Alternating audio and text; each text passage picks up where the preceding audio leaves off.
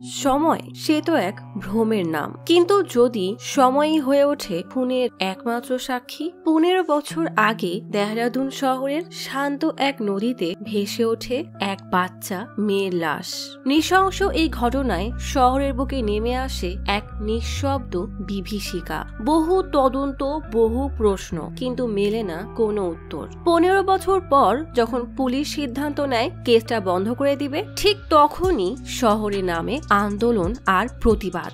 এই কেসের একমাত্র জীবিত সাক্ষী ইয়োগ, যে 15 বছর আগে মেয়েটাকে কিডন্যাপ হতে দেখেছিল, আজ সেই হয়ে উঠেছে দেহরাদুন পুলিশের তদন্তকারী অফিসার। তার হাতে আসে সেই পুরনো ধুলো মাখা ফাইল। শুরু হয় এক ভয়ঙ্কর সত্যের অনুসন্ধান। কিন্তু এরপর যা ঘটে তা শুধু অস্বাভাবিক নয়, বরং অবিশ্বাস্য। ঠিক রাত 11:11 ব্যাটারিবিহীন 15 বছর আগের বন্ধ হয়ে যাওয়া ওয়াকিটকি নিজে থেকেই চালু হয়ে যায়। অপর পাশ থেকে ভেসে আসে অফিসার শৌরিয়ার কণ্ঠ।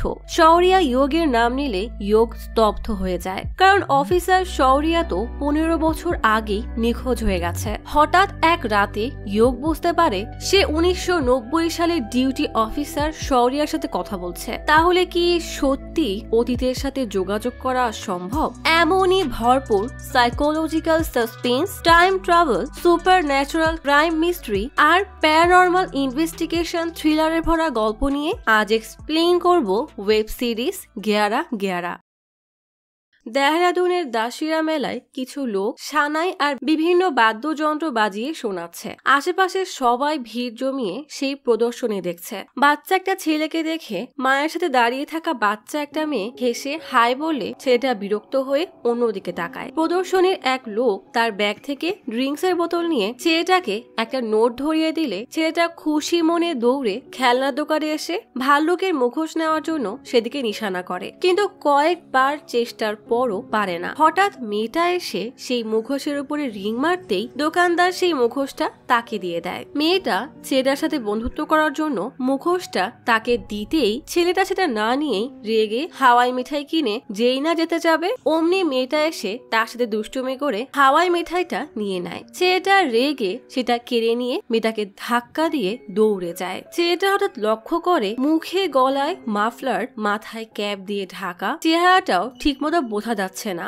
এমন একজন মেয়েটাকে হাওয়াই মিঠাই দিয়ে তাকে উঠিয়ে নিয়ে হাঁটতে হাঁটতে কোথায় যেন নিয়ে যাচ্ছে। সময়টা ছিল 2001 সালের 25শে অক্টোবর সন্ধ্যা 7টা। গল্প চলে আসে 2001 সালের 3রা নভেম্বর সকাল 6টায়। একটা লোক বৈঠা বইতে বইতে কচুরিপানা আর ঘাসের স্তূপের মধ্যে চলে আসলে বিরক্ত হয়ে ঘাস পরিষ্কার করার জন্য পানি থেকে ঘাস তুলে ফেলতে থাকে। হঠাৎ পানি বুদবুদ হয়ে মেলার সেই ভাল্লুকের মুখোশটা ভেসে ওঠে। লোকটা বাচ্চা মেয়েটার লাশ উঠিয়ে ডাঙায় এনে রাখতেই লাশের পচা গন্ধে মুখ ঢেকে কোনো রকমে মুখোশটা সরালেই দেখা যায় সেদিন মেলার সেই বাচ্চা মেয়েটার লাশ পড়ে আছে। গল্প চলে আসে এই ঘটনার 15 বছর পর। ছোট্ট অদিতির ন্যায় বিচারের জন্য সবাই ক্যান্ডেল জ্বালিয়ে প্রতিবাদ জানাচ্ছে। আসলে কয়েকদিন আগেই পার্লামেন্টে নতুন আইন পাশ হয়েছে, যে 15 বছর বা তার থেকে বেশি সময় ধরে যেসব কেস আনসলভ হয়ে আছে, এই আইনের কারণে সারা জীবনের জন্য সেই সব কেস বন্ধ হয়ে যাবে। পুরো দেশ এর বিরুদ্ধে প্রতিবাদ জানালেও দেহরাদুনের অদিতি শর্মার মা সঞ্জনা শর্মা এই প্রতিবাদের কেন্দ্রবিন্দু হয়ে গেছে। সামনে এত ক্যামেরা আর লাইট দেখে সঞ্জনা অপ্রস্তুত হতেই তার হাত থেকে অদিতির ছবিটা পড়ে যায়। পাশ থেকে ইয়োগ এসে তার হাতে ছবিটা তুলে দিলে জোরে বিদ্যুৎ চমকে ওঠে। অদিতির জন্য ইয়োগের চোখ ছলছল করে ওঠে। গল্প চলে আসে 2001 3 নভেম্বর সকালে। ছোট্ট সেই ছেলেটা মানে ইয়োগ খবরে অদিতির ছবি দেখে ছুটে আসে। দেখে খবরে বলা হচ্ছে অদিতির কিডন্যাপার টাকাও চেয়েছিল।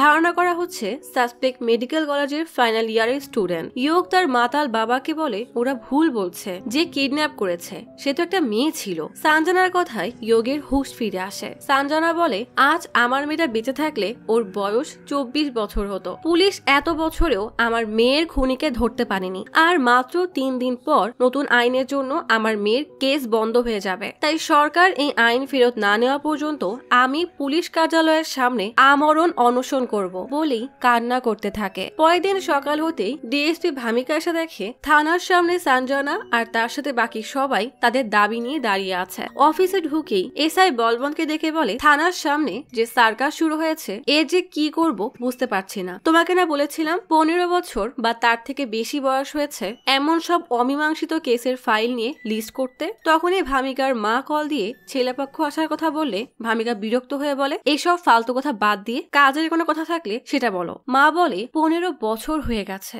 সে আসবে না, তাহলে তুই কেন নিজের জীবন এভাবে নষ্ট করছিস? ভামিকা হাতের পুরনো মডেলের ঘড়ি দেখে বলে, যা হবে দেখা যাবে। তখনই ইন্সপেক্টর ইয়োগ 15 বছর আগের সব ধুলো ময়লা পড়া ফাইল টেবিলে ফেললে ভামিকা কল কেটে তেড়ে এসে বলে, এটাকে কি ভাঙারির দোকান মনে হচ্ছে? তোমাকে যেন আমি কোথায় দেখেছি। বলবন টিটকারি করে বলে, কোথায় বা দেখবেন, এই দেখেন আন্দোলনকারীদের সাথে আন্দোলনে দাঁড়িয়ে জনাব ছবি তুলছে। পুলিশের মান ইজ্জত ধুলায় মিশিয়ে এসেছে। ইয়োগ রেগে বলবনকে বলে, পুলিশের পোশাকে পাশের দোকানে ফ্রি সামোসা খেয়ে সসের দাগ লাগিয়েছ, আর 24,000 স্যালারি সত্ত্বেও হাতে লাখ টাকার সুইচ ঘড়ি পরে পুলিশের নাম ডুবাচ্ছ, সেটাও ম্যাডামকে বলো। ভামিকা রেগে বলে, তুমি পুলিশ হয়েও আন্দোলনে গেছো, তার জন্য কিন্তু আমি তোমার চাকরি নিয়ে নিতে পারি। ইয়োগ রেগে বলে, 15 বছর ধরে পুলিশকে সলভ করতে না পেরে যে কাপুরুষতা দেখিয়েছে তার বিষয়ে কি বলবেন? কখনো ভেবে দেখেছেন যে ভিকটিমের পরিবার এই 15টা বছর কতটা কষ্টে কাটিয়েছে? ভামিকা রেগে তাকে কেবিন থেকে বের করে বলে, তুই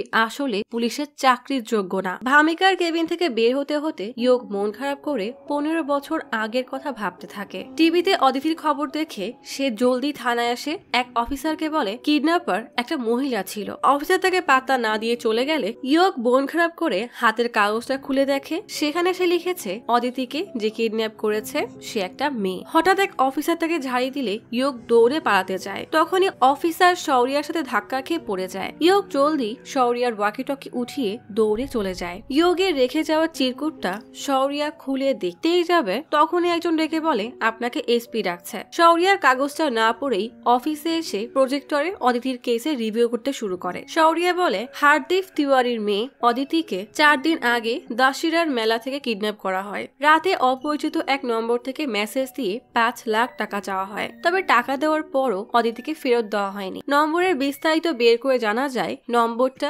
দেহরাদুন মেডিকেলের ফাইনাল ইয়ার স্টুডেন্ট রাঘব নটিয়ালের, তবে সে এখনো নিখোঁজ। আমার মনে হয় কথা শেষ করার আগেই এসপি সামির রেগে বলে, কিডন্যাপারের সব ইনফরমেশন থাকা সত্ত্বেও এখনো একে গ্রেফতার করতে পারোনি? অদিতির বাবা নাম করা কবি, তার জন্য চিফ মিনিস্টার আমার ঘুম হারাম করে রেখেছে, আর তোমরা এখনো ভাবছো? তখনই এক কনস্টেবল এসে বলে, গঙ্গার কিনারায় অদিতির লাশ পাওয়া গেছে। অদিতির নিথর দেহটা দেখে সঞ্জনা চিৎকার করে কান্না করতে থাকে। প্রচুর রাগ আর হতাশা নিয়ে শৌরিয়াকে বলে, আপনি অনেক দেরি করে ফেলেছেন, ওই রাঘব আমার মেয়েকে মেরে ফেলেছে। শৌরিয়ার খুব খারাপ লাগে, তাই অফিসে ফিরে প্রচুর রেগে অদিতির ফাইলটা ছুঁড়ে ফেলে। হঠাৎ তার ওয়াকিটকি কেন যেন ঝিরঝির শব্দ করতে থাকে। শৌরিয়ার নজর পড়ে মনিটরে লাগানো 3 নভেম্বরের পাঞ্চাচুল্লির টেক্সটাইল মিল লেখা নোটে, আর আজই সেই 3 নভেম্বর। শৌরিয়া অদিতির মাসুম ছবিটা দেখে তাকিয়ে থাকে। তখনই ভামিকা এসে বলে, আমি তাহলে আসি, ওই যে বলেছিলাম না আমার ট্রান্সফার হয়েছে, আজই জয়েনিং। শৌরিয়া বেশ মন খারাপ করে বলে, ট্রান্সফারের জন্য ভালো দিনটাই বেছে নিয়েছো। বলেই ভামিকার কাঁধে হাত রেখে মন খারাপ করে অদিতির ফাইল আর ওয়াকিটকি নিয়ে বের হয়ে যায়। ভামিকা অবাক হয়ে তার যাওয়ার দিকে তাকিয়ে থাকে। ফরেন্সিক ডক্টর বলে, টক্সিকোলজি রিপোর্টে এটা ক্লিয়ার যে মুখোশের মধ্যে বমির স্যাম্পল আর পলিয়েস্টার ফাইবার ছিল। এছাড়া অ্যালকালফেনল ইথক্সিলেটও ছিল, যেটা সাধারণত ডিটারজেন্ট এবং কীটনাশকে ব্যবহার করা হয়। এছাড়া নাকে বা ফুসফুসে কিছুই পাওয়া যায়নি। অর্থাৎ এটা পরিষ্কার যে মেয়েটা পানিতে ডুবে নয়, বরং তাকে গলা টিপে মারা হয়েছে। লাশ পানিতে ফুলে উঠেছিল, তাই মৃত্যুর সঠিক সময়টা বলা যাচ্ছে না। তবে আমার ধারণা 28 অক্টোবরই তাকে মারা হয়েছে। সামির বলে, যেভাবে পারো ওই রাঘব নটিয়ালকে ধরে আনো। শৌরিয়া বলে রাঘব নটিয়াল খুনি না, কারণ সে একজন মেডিকেল স্টুডেন্ট আর স্টেটের টপার। সে নিজের ফোন থেকে মেসেজ দিয়ে টাকা চাওয়ার মতো বোকামি কখনোই করবে না। সামির বলে যদি সে নির্দোষ হয়েই থাকে তাহলে সে পালিয়ে গেল কেন? শৌরিয়া বলে কারণ সে জানতো তাকে কেউ ফাঁসাচ্ছে। রাঘব কোটিপতির ছেলে, কিডন্যাপিং এর দিনও তার অ্যাকাউন্টে 10 লাখ ছিল, তাহলে 5 লাখের জন্য সে কেন এত রিস্ক নিবে? মোবাইলের স্টেটমেন্ট দেখেন, টাকা চেয়ে মেসেজ দেওয়ার পরই রাঘব 5 লাখ টাকা তার ব্যাংক থেকে ওঠায়। তারপর সে এই নম্বরে সর্বশেষ কল দেয়, আর এই নম্বর ড্রাগ ডিলার মন্টি তোমারের। তাই আমাদের এখন এই অ্যাঙ্গেল থেকে কেসটা সলভ করা উচিত। এত কিছু শুনেও সামির বলে তোর সব পাগলামি বাদ দিয়ে যা গিয়ে রাঘবকে ধরে আন, কারণ এটা এখন কিডন্যাপিং কেস না বরং মার্ডার কেস হয়ে গেছে। শৌরিয়া রেগে বের হয়ে যায়। জুয়াল শৌরিয়াকে বলে টিমের সাথে কাজ করো, একা কাজ করলে কখনোই এগোতে পারবে না। শৌরিয়া রেগে জিপে এসে পকেট থেকে চাবি বের করতেই ইয়োগের সেই নোটটা পায়। নোটটা পড়লেই দেখে তাতে লেখা অদিতিকে কোনো ছেলে নয় বরং এক মহিলা কিডন্যাপ করেছে। শৌরিয়া ধারচুলা বস্তিতে এসে এক লোকের দিকে ঘাবড়ে তাকালে লোকটা তাকে মন্টির কাছে ড্রাগস সেলের জন্য নিয়ে আসে। শৌরিয়া বলে তার কাছে টাকা নেই কিন্তু ড্রাগস লাগবে। মন্টি রেগে তার লোকদেরকে শৌরিয়াকে মারতে বললে শৌরিয়া উল্টা তাদেরকে মেরে মন্টিকে রাঘবের ব্যাপারে জিজ্ঞেস করে। মন্টি বলে ড্রাগ রাঘব নটিয়াল নয় বরং তার গার্লফ্রেন্ড নিয়ে ব্যস্ত। সেদিন আমাকে কল দিয়ে সব হিসাব ক্লিয়ার করার জন্য পাঞ্চাচুল্লি টেক্সটাইল মিলে ডেকেছিল।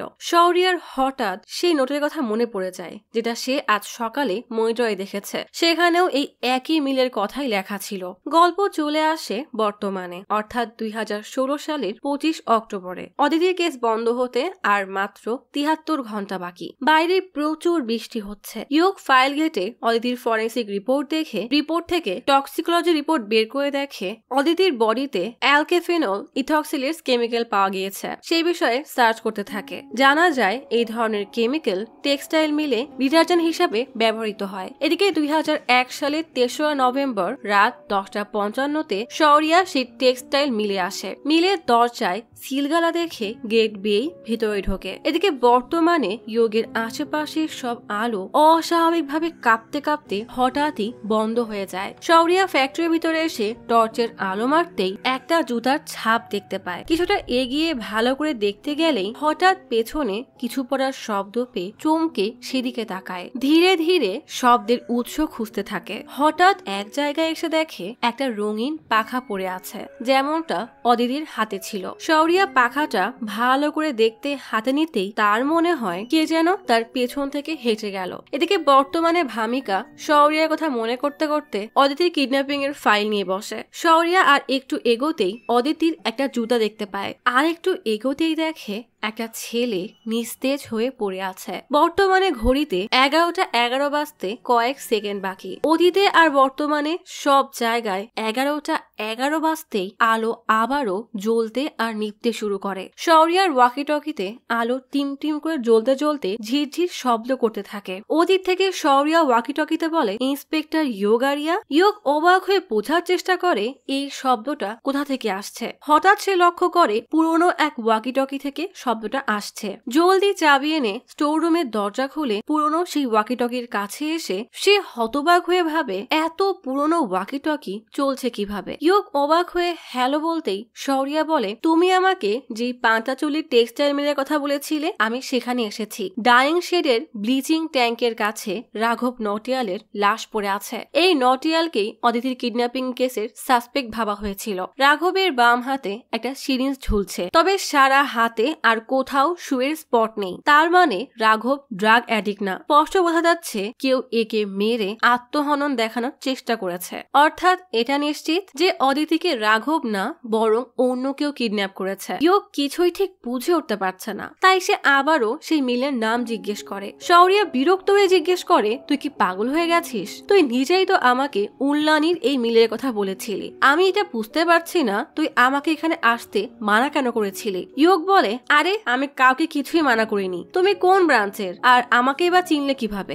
আচমকা অন্ধকার থেকে কে যেন শৌরিয়ার মাথায় জোরে এক বাড়ি মারে। সাথে সাথেই ওয়াকিটকি সহ শৌরিয়া মাটিতে পড়ে যায় আর বিদ্যুৎ চলে আসে। ইয়োগ কথা বলার অনেক চেষ্টা করে কিন্তু ওয়াকিটকি কাজ করাই বন্ধ করে দেয়। এক অফিসার এসে বলে, পাগল হয়ে গেছিস নাকি? এটা তো 15 বছর আগের অ্যান্টিক ওয়াকিটকি, এটা কাজ করে না। ইয়োগ বলে, আমি কেবল এতে কথা বলেছি। অফিসার ব্যাটারি চেক করতে গেলে দেখে সেখানে কোনো ব্যাটারি নেই। তাহলে কথা হলো কিভাবে? ইয়োগ তো আকাশ থেকে পড়ে, এটা কিভাবে সম্ভব? ইয়োগ কি মনে করে যেন ওয়াকিটকি তার ব্যাগে নিয়েই বের হয়ে যায়। বাইরে অদিতির মাকে দেখে তার মনে পড়ে যায় শৌরিয়া তাকে বলেছিল পাঞ্চাচল্লি মিলে ব্লিচিং ট্যাঙ্কের পাশে অদিতির কিডন্যাপার নটিয়ালের লাশ আছে। আসলে একথা সত্য কিনা জানতে ইয়োগ একাই সেই মিলে আসে। ধীরে ধীরে পরিত্যক্ত মিলে ঘুরতে ঘুরতে শৌরিয়ার কথা মতো ডাইং শেডের ব্লিচিং এরিয়াতে চলে আসে। হঠাৎ তার নজর পড়ে লিকুইড ডিটারজেন্টের ড্রামে, যেখানে অদিতির শরীরে পাওয়া অ্যালকেলাইন ডিটারজেন্টেরও নাম আছে। এক এক করে ব্লিচ ট্যাঙ্ক খুঁজতে খুঁজতে কিছু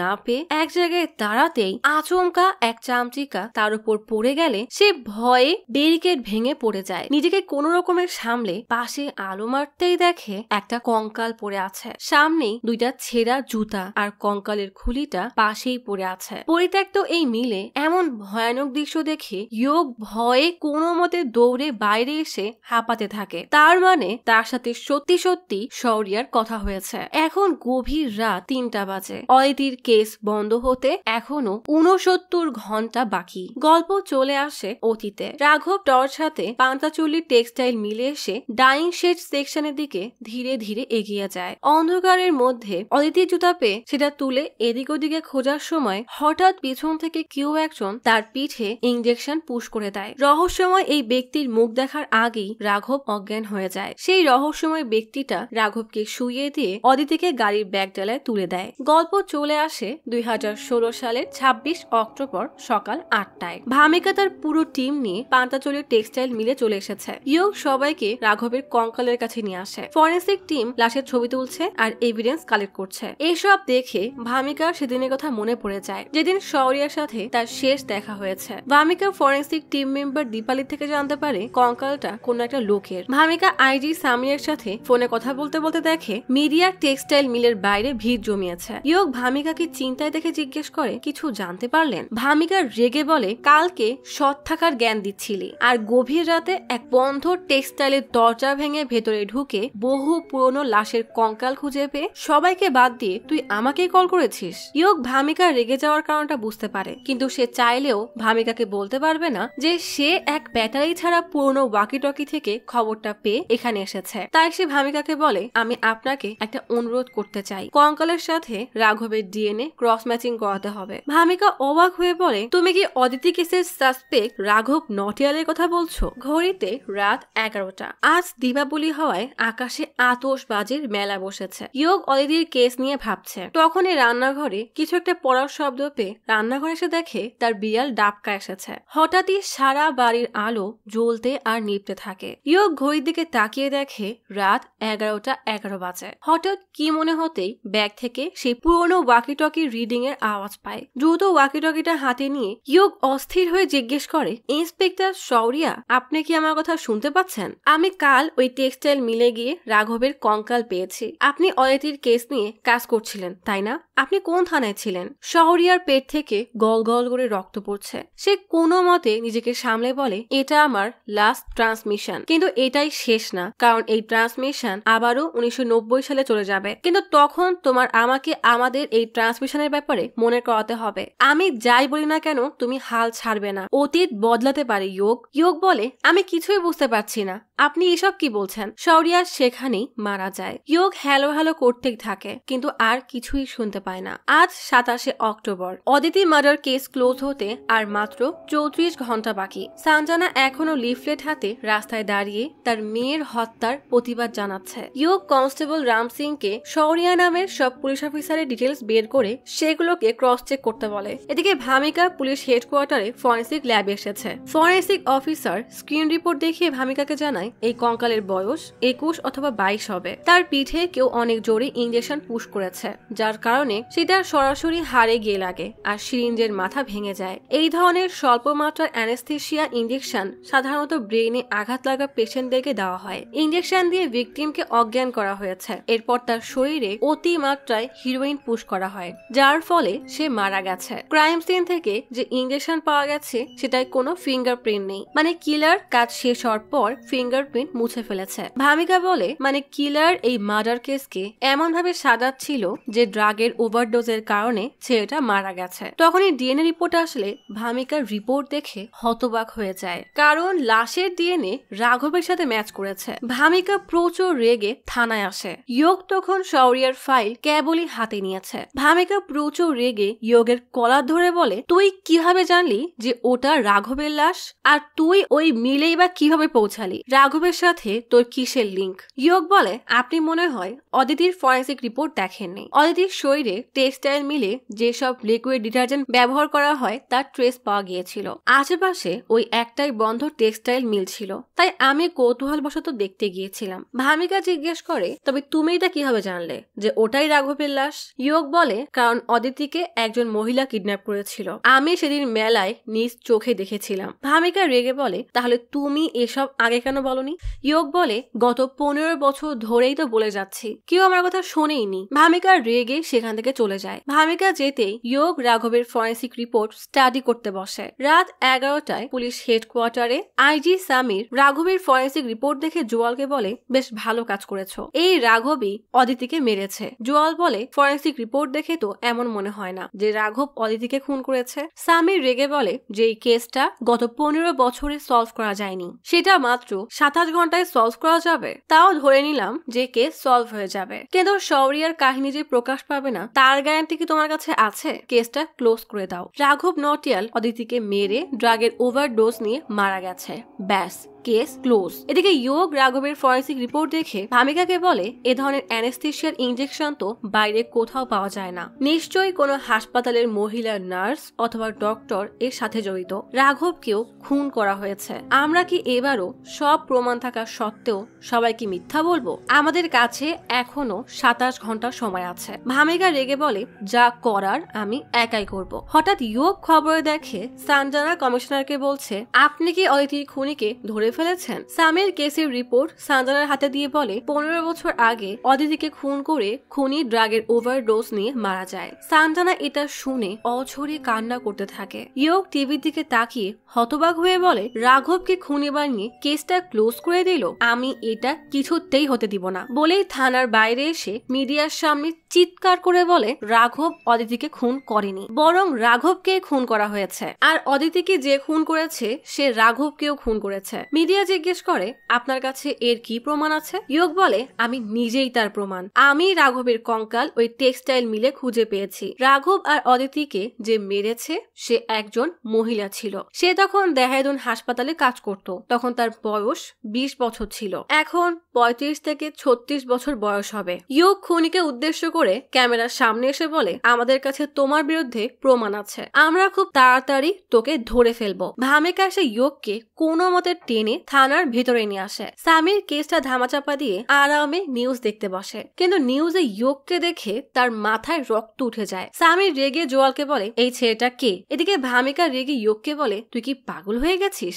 সোজা আইজি স্যারের সাথে পাঙ্গা নিতে গেলি? তখনই সেখানে জোয়াল এসে ইয়োগকে জিজ্ঞেস করে, এসব বলার সাহস কোথায় পেলে? ভামিকা ইয়োগকে বাঁচাতে বলে, আমি ওকে এসব বলতে বলেছি, এতে তো আইজি স্যারেরই লাভ হবে। বলেই জোয়ালকে সাইডে নিয়ে এসে বলে, আইজি স্যার সবার সামনে মিথ্যা বলেছে। কোন রিপোর্টার যদি ফরেন্সিক রিপোর্ট খুঁজে বের করে তাহলে সব ফাঁস হয়ে যেত আর আইজি স্যারই ফেসে যেত। সেটা সত্যি বলে ভালো কাজ করেছে। ইয়োগ বলে, আমার কাছে প্রমাণ আর সাক্ষী দুটাই আছে। জোয়াল অবাক হয়ে বলে, সাক্ষী কোথা থেকে আসলো? ইয়োগ বলে, আমি নিজেই কিডন্যাপারকে দেখেছিলাম। যে অদিতিকে কিডন্যাপ করেছে সে একজন মহিলা, যার হাইট 5 ফুট 4 ইঞ্চি, ক্যাম্পার শু আর লুজ জামা কাপড় পরেছিল, মুখ ঢাকা ছিল। হয়তো ড্রাগ অ্যাডিক্টেড ছিল, তাই শুয়ের চিহ্ন লুকাতে লুজ শার্ট পরেছিল। তার ড্রাগের নেশা এতটাই বেড়ে গিয়েছিল যে সে অদিতিকে কিডন্যাপ করার প্ল্যান বানায়। রাঘবের সিম কার্ড দিয়ে মুক্তিপণের জন্য মেসেজ পাঠায়। যখন রাঘব এসব জানতে পারে তখন সে তার গার্লফ্রেন্ডকে আটকানোর চেষ্টা করে। তাই সে রাঘবকে টেক্সটাইল মিলে ডেকে সেখানে রাঘবকে খুন করে আত্মহনন বানিয়ে দেওয়ার চেষ্টা করে। ভামিকা বলে ওই মেয়ে হাসপাতালের নার্স ছিল, তারও প্রমাণ আমাদের কাছেই আছে বলেই ভামিকা 2011 সালের অক্টোবর মাসের সেই হাসপাতালের পেরোল লিস্ট দেখিয়ে বলে সে সময় ওই হাসপাতালে মাত্র 2 জন মহিলা ডক্টর ছিল। একজনের বয়স 40 আর আরেকজন প্রেগনেন্সি ছুটিতে ছিল। তার মানে ওই মেয়েটা নার্স ছিল। জুয়াল রেগে বলে তোমাদের কি মাথা নষ্ট হয়ে গেছে? ওই সময় হাসপাতালে কমপক্ষে 100 জন নার্স ছিল, কিভাবে খুঁজে বের করবে? ইয়োগ বলে আমাদের ওই 100 জনকে খোঁজার দরকার নেই, এতক্ষণে সবাই খবর দেখেছে। আমি স্পষ্ট করে বলেছিলাম যে আমাদের কাছে খুনির বিরুদ্ধে প্রমাণ আছে, তাই সে অবশ্যই ভয় পাবে আর অদ্ভুত আচরণ শুরু করবে। তখনই তার কলিগরা বিষয়টা লক্ষ্য করলে আমাদেরকে অবশ্যই কল করবে। ইয়োগের কথা শেষ হতে না হতেই ফোন বেজে ওঠে। এক এক করে প্রায় সব হাসপাতাল থেকে অদিতির কেসের ব্যাপারে কল আসতে থাকে। এদিকে কৃতি কাজের ফাঁকে টিভিতে খবর দেখে বেশ ঘাবড়ে যায়। ঋতু কৃতিকে ঘাবড়াতে দেখে জিজ্ঞেস করে তুই তো আগে ওই হাসপাতালেই কাজ করতি তাই না? কৃতি বেশ ঘাবড়ে গিয়ে কিছু না বলেই সেখান থেকে চলে যায়। অদিতি মার্ডার কেস ক্লোজ হতে আর মাত্র 25 ঘন্টা বাকি। পুলিশ হেডকোয়ার্টারে একের পর এক ফোন আসতেই থাকে। ভামিকা জুয়ালকে বলে আমরা খুব তাড়াতাড়ি মেয়েটাকে ধরে ফেলবো, প্লিজ আমাদেরকে তদন্ত করতে দিন, কেসের সব দায়ভার আমার। জুয়াল রেগে বলে এইটুকু সময়ের মধ্যে খুনিকে ধরতে পারবে তো? আর ধরে ফেললেও প্রমাণ হিসাবে কোর্টে এই ছেলের গল্প বলবে। ভামিকা বলে আমি ওই মেয়েকে দিয়ে কনফেস করাবো যে সেই এই খুনটা করেছে। হেডকোয়ার্টারে আসা ফোন কল অনুযায়ী পুলিশের এক একটা টিম বিভিন্ন হাসপাতালে পৌঁছে যায়। ইয়োগ আর ভামিকা এক এক করে সব হাসপাতাল চেক করতে থাকে। দেখতে দেখতে সকাল হয়ে যায়। হঠাৎ ইয়োগ বলে যেহেতু একটা প্ল্যান করে মার্ডার করতে পেরেছে তার মানে সে ভীষণ স্মার্ট, কিন্তু খবর দেখে নিশ্চয়ই সে ঘাবড়ে গেছে, তাই সে পালানোর চেষ্টা করবে। ইয়োগের কথাই সত্যি হয়। সকাল হতে না হতেই ডিউটি শেষে কৃতি হাসপাতালের লকার থেকে তার জিনিসপত্র ব্যাগ গুছিয়ে দ্রুত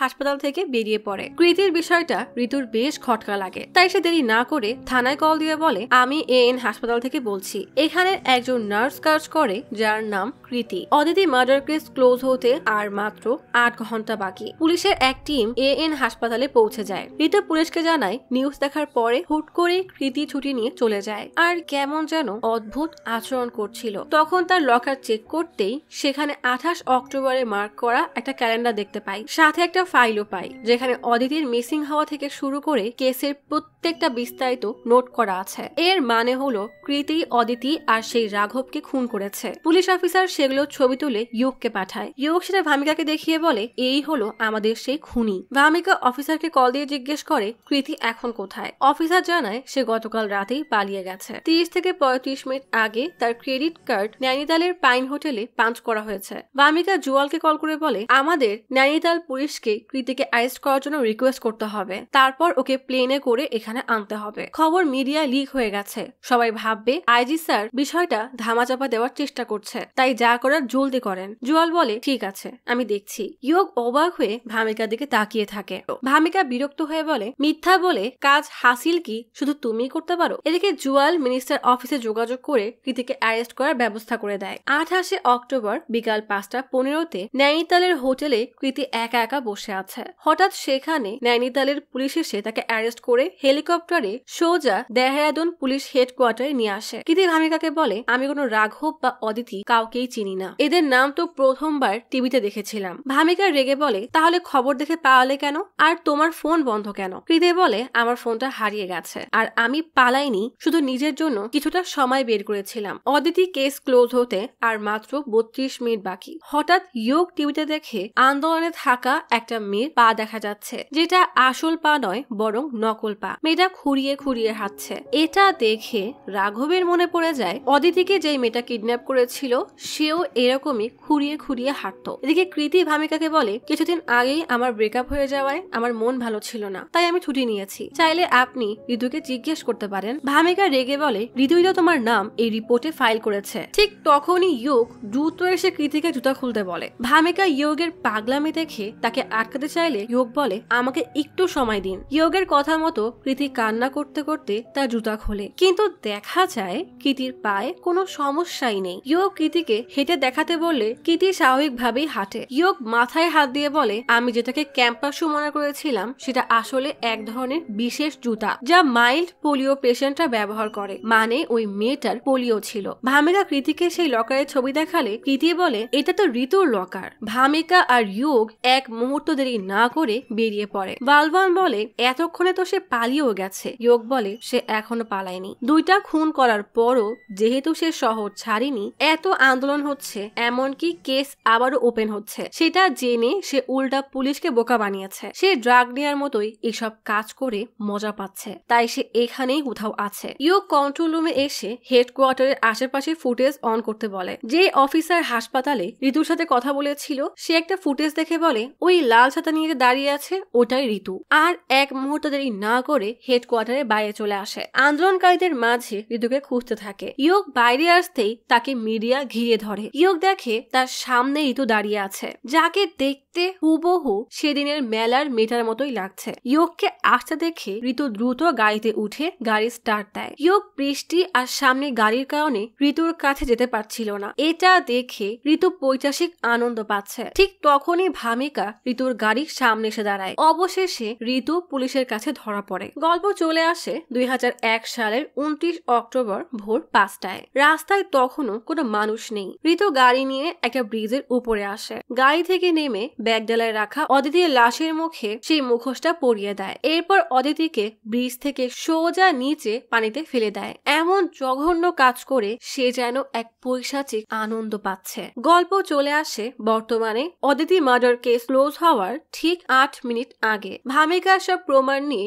ঋতুকে জিজ্ঞাসাবাদ করতে আসে। ঋতুর সামনে কেস ফাইল আর সব এভিডেন্স রাখা। ইয়োগ গ্লাসের ওপাশ থেকে অস্থির হয়ে সব দেখছে, কারণ ঋতু নিজে স্বীকার না করলে তাদের সব কষ্ট বৃথা। ভামিকা ঋতুর লকারের কয়েকটা ছবি দেখিয়ে জিজ্ঞেস করে, তুমি নিজের লকারকে ঋতুর লকার বলে আমাদের কাছে অভিযোগ করেছিলে, এই মিথ্যাটা কেন বললে? ঋতু শান্ত গলায় বলে, আমি তো শুধু চেক করছিলাম যে পুলিশ কি করে, কারণ আপনাদের খুব সহজেই বোকা বানানো যায়। ভামিকা বলে, যেহেতু তুমি এটা মেনে নিয়েছো যে লকারটা তোমার, তাই সেখান থেকে আমরা তোমার ডিএনএ স্যাম্পল পেয়েছি। ইয়োগ বালওয়ানকে বলে, ঋতুর বডি ল্যাঙ্গুয়েজ দেখে বোঝাই যাচ্ছে সে ঘাবড়ে গেছে। আর মাত্র 5 মিনিট বাকি, আমাদের যে করেই হোক ওকে দিয়ে স্বীকার করাতে হবে। ভামিকা টেক্সটাইল মিল থেকে পাওয়া রাঘবের চশমা ঋতুকে দেখালেই ঋতু বলে, এটা আমার না। ভামিকা বলে, আমি জানি চশমাটা তোমার না, এটা তোমার বয়ফ্রেন্ড রাঘবের চশমা। চশমার গ্লাসে ডিএনএ রিজার্ভ থাকে, এটা জানলে তুমি হয়তো প্রমাণটা রেখে আসতে না। ঋতু এবার বেশ ঘাবড়ে যায়। ভামিকা বলে, রাঘবের চশমায় আমরা রাঘবের খুনির ব্লাড স্যাম্পল পেয়েছি, ব্লাডটা যে তোমার তার ডিএনএ রিপোর্টও এসে গেছে। ঋতু এবার আরো বেশি ভয় পেয়ে যায়। ভামিকা প্রচুর রেগে বলে, 15 বছর আগে টেক্সটাইল মিলে তুমি রাঘবকে খুন করেছো, আর তার আগে অদিতিকেও খুন করেছো। ঋতু বেশ কিছুক্ষণ চুপ থেকে বলে, এসব মিথ্যা কথা, আপনার কাছে আসলে কোনো প্রমাণ নেই। যদি প্রমাণ থাকতো তাহলে এখন আমাকে এভাবে জিজ্ঞাসাবাদ করতেন না। ইয়োগ বুঝতে পারে ঋতু বুঝে গেছে যে ডিএনএ রিপোর্টের ব্যাপারটা তারা মিথ্যা বলেছে, তাই সে দ্রুত ফরেন্সিক টিমকে কল করে ডিএনএ রিপোর্টের কথা জিজ্ঞেস করে। এদিকে ঋতু ভামিকাকে বলে, আমি কখনো টেক্সটাইল মিলে যাইনি, আর আমি কোনো রাঘবকে চিনি না, আমি কাউকে খুন করিনি। অদিতির মা বাইরে বসে মেয়ের ন্যায় বিচারের অপেক্ষায় আছে। কেস ক্লোজ হতে আর মাত্র 50 সেকেন্ড বাকি। হঠাৎ ইয়োগ একটা ফাইল নিয়ে কেবিনের ভেতরে এসে বলে, ডিএনএ রিপোর্ট এসে গেছে। 5 লাখ টাকার জন্য তুমি প্রথমে অদিতিকে মেরেছো, এরপর রাঘবকেও খুন করেছো। টাকা যেহেতু পেয়ে গিয়েছিলে, তাহলে ওদের খুন করার কি দরকার ছিল? এখন স্বীকার করে নাও যে খুনটা তুমিই করেছো। ঋতুর প্রথমে ভয় পেয়ে গেলেও পরে ইয়োগের হাত থেকে ফাইল নিয়ে দেখে তাতে কোনো রিপোর্ট নেই, বরং সাদা কাগজ। মানে ইয়োগ তাকে বোকা বানাচ্ছিল। চালাক ঋতু বেশ গর্বের সাথে হেসে ভামিকা আর ইয়োগের দিকে তাকায়। ঘড়িতে রাত 12টা বেজে গেছে, মানে আইন অনুযায়ী অদিতির কেস ক্লোজ হয়ে গেছে। ঋতুর শয়তানি এক হাসি দিয়ে সেখান থেকে চলে যায়। ভামিকা আর ইয়োগ হতবাক হয়ে যায়। সত্যের এত কাছে এসেও তারা অদিতিকে ন্যায় বিচার দিতে পারলো না। ঠিক তখনই ফরেন্সিক টিম থেকে কল আসে যে ঋতুর ডিএনএ রাঘবের চশমায় লেগে থাকা রক্তের সাথে 99% ম্যাচ করে গেছে। ভামিকা দীর্ঘ নিঃশ্বাস ফেলে বলে, আপনি শুধু 1টা মিনিট দেরি করে ফেলেছেন। ঋতুকে যেতে দেখে অদিতির মা অবাক হয়ে তাকিয়ে থাকে। অদিতি মার্ডার কেস ক্লোজ হয়ে গেছে। পামেলা এতক্ষণ ধরে রাঘবের শরীর থেকে পাওয়া একটা এভিডেন্সের উপর কাজ করছিল। রিপোর্ট আসার সাথে সাথেই সে দৌড়ে ভামিকার কাছে হাঁপাতে হাঁপাতে এসে বলে, রাঘবের শরীরে আমরা একটা কাগজ পেয়েছিলাম, সেটা রিস্টোর করে জানতে পেরেছি এটা একটা টোল টিকিট। এখানে তারিখ আর সময়ও মেনশন করা আছে। তারিখটা 29 অক্টোবর 2001 রাত 12টা 5 মিনিটে। তার মানে সেদিন রাত 12টা 5 মিনিটে টেক্সটাইল মিলের কাছে থাকা টোল বুথে রাঘব টিকিট কেটেছিল। ইয়োগ বলে তার মানে 29 অক্টোবর রাত 12টা 5 মিনিটে রাঘব বেঁচে ছিল। ভামিকা বলে এর মানে রাঘবের কেস এখনো ক্লোজ হয়নি, আমাদের কাছে আরো 24 ঘন্টা সময় আছে। এটা বুঝতে পেরে ইয়োগ আর ভামিকা দ্রুত ঋতুর পথ আটকায়। ঋতু তখনও পুলিশ হেডকোয়ার্টার থেকে বের হতে পারেনি। ভামিকা ঋতুকে বলে তোমাকে রাঘব মার্ডার কেসের জন্য গ্রেফতার করা হলো। এটা শুনে ঋতু হতবাক হয়ে যায়। অদিতির মা এসে জিজ্ঞেস করে তাহলে অদিতির কেসের কি হবে? ঋতু কি অদিতিকে খুন করার জন্য শাস্তি পাবে না? ভামিকা শান্ত গলায় বলে সরি, এই আইন বহাল থাকা অবস্থায় আমি ঋতুকে অদিতি মার্ডার কেসের জন্য গ্রেফতার করতে পারবো না। অদিতির মা কান্না করতে করতে বলে এই মহিলা আমার অদিতিকে মেরে ফেলেছে বলেই রেগে ঋতুকে মারতে মারতে অসহায়ের মতো কান্না করে। মিডিয়ায় অদিতির মার্ডার কেস নিয়ে শোরগোল পড়ে গেছে। টিভিতে ভামিকার প্রেস ব্রিফিং দেখে ভামিকার পুরো পরিবার বেশ খুশি। হাইকোর্ট থেকে রায় আসে যে ক্রিমিনাল কেসগুলোর ক্ষেত্রে স্ট্যাচু অফ লিমিটেশন আইন বহাল থাকবে না। পুরো দেশবাসী অদিতির ছবির সামনে মোমবাতি জ্বালিয়ে দোয়া করে। ইয়োগ অদিতির ছবির দিকে তাকালে ছোটবেলায় মেলায় অদিতির সাথে কাটানোর সময়গুলোর কথা মনে পড়ে যায়। কান্না করতে করতে সানজানার কাছে ক্ষমা চেয়ে সেখান থেকে চলে যায়। এদিকে ভামিকা একটা ঘড়ি সারানোর দোকানে এসেছে। তার কাছে থাকা শৌরিয়ার ঘড়িটা সারাতে শৌরিয়ার বাবার দোকানে আসে। ভামিকা শৌরিয়াকে আজও ভুলতে পারেনি। শৌরিয়া ছবির দিকে তাকাতেই তার আগের দিনের কথা মনে পড়ে যায়। গল্প চলে আসে 26 মে 1997 সালে। ভামিকা দেহরাদুন থানায় এএসআই হিসেবে জয়েন করেছে। তাকে ইন্সপেক্টর শৌরিয়াকে রিপোর্ট করতে হবে। একজন কনস্টেবল থেকে জানতে পারে শৌরিয়া রেস্ট রুমে আছে। ভামিকা কিছু না ভেবে রেস্ট রুমে ঢুকে চিৎকার করে রিপোর্ট করলে সেখানে থাকা বাকি অফিসাররা হতবাক হয়ে যায়। শৌরিয়া তখন কেবলই রেডি হচ্ছে। ভামিকা বুঝতে পারে সে ভুল সময় এসে গেছে। লজ্জায় দ্রুত বেরিয়ে যায়। শৌরিয়া বাইরে এসে ভামিকাকে বলে আপনি রুমে ঢোকার আগে পারমিশন নিয়েছিলেন? ভামিকা লজ্জায় মাথা নিচু করে বলে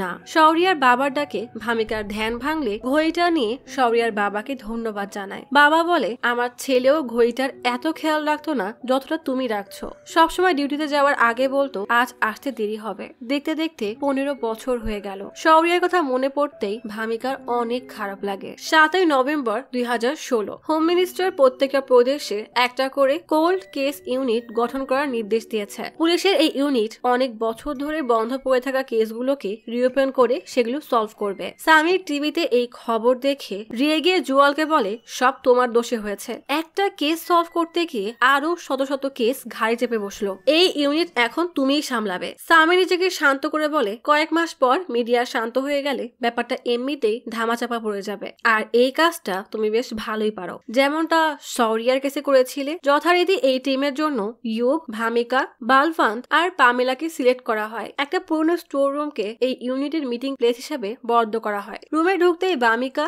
বালভান্ত আর পামেলাকে দেখে জুয়াল একটা কেস ফাইল ভামিকার হাতে দিয়ে বলে তুমি টাই অ্যান্ড ডাই কেসের ব্যাপারে নিশ্চয়ই শুনেছো। 3 বছরে 10টা মার্ডার করা হয়। ভিকটিম সবাই মেয়ে ছিল। প্রথমে অপরাধী শরীরে কেমিক্যাল ইনজেক্ট করে অজ্ঞান করে ফেলতো, এরপর হাত পা বেঁধে গলা টিপে হত্যা করত, আর সবশেষে ভিকটিমের মুখের মেকআপ নষ্ট করে দিত।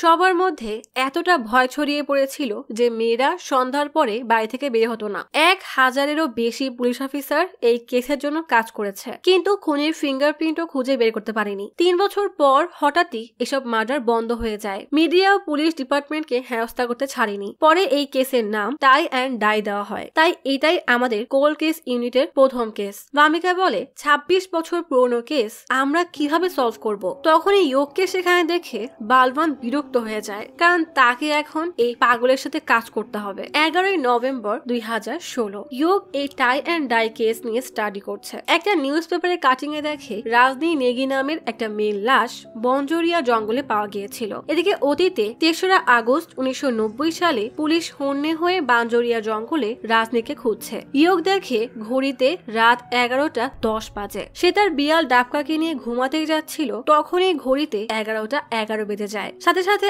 আবারও তার বাসার সব আলো জ্বলতে আর নিভতে শুরু করে। ইয়োগ দেখে ওয়াকি ওয়াকি টকি আবারও কাজ করতে শুরু করেছে। ইয়োগ দ্রুত সেটা হাতে নিয়ে বলে, শৌরিয়া আপনি কি লাইনে আছেন? শৌরিয়া তখন বাঞ্জরিয়া জঙ্গলে বাকি অফিসারদের সাথে রাজনীকে খুঁজছে। শৌরিয়া ওয়াকি টকিতে ইয়োগের গলা পেয়ে বলে, হ্যাঁ আমি এএসআই শৌরিয়া বলছি, কিন্তু আপনি কে? ইয়োগ স্বস্তির নিঃশ্বাস ফেলে বলে, আমি ইন্সপেক্টর ইয়োগ বলছি। আমি 16 দিন ধরে আপনার সাথে কথা বলার জন্য অপেক্ষা করছি। কোথায় আপনি? শৌরিয়া তখনও জানে না যে ইয়োগ তার সাথে ভবিষ্যৎ থেকে কথা বলছে। সিনিয়র কল করেছে ভেবে সে বেশ ঘাবড়ে বলে, আমি পুরো টিমের সাথে বাঞ্জরিয়া জঙ্গলে এসেছি। রাজি নামের একটা মেয়ে মিসিং। ইয়োগ বলে, এটাই তো টাই অ্যান্ড ডাই কেসের 7ম ভিকটিম, তাই না? শৌরিয়া অবাক হয়ে বলে, আমি তো এমন কোনো কেসের নাম শুনিনি। ইয়োগ বলে, রাজি নেগিকে তো বাঞ্জরিয়া জঙ্গলের পুরনো ব্রিজের নিচে পাওয়া গিয়েছিল। 8ম ভিকটিমকে হারবালা রেলওয়ে স্টেশনের 9 নভেম্বর পাওয়া গিয়েছিল। ইয়োগের কথার মাঝেই কানেকশন অফ হয়ে যায়। শৌরিয়া ইয়োগের দেওয়া তথ্য অনুযায়ী ব্রিজের নিচে এসে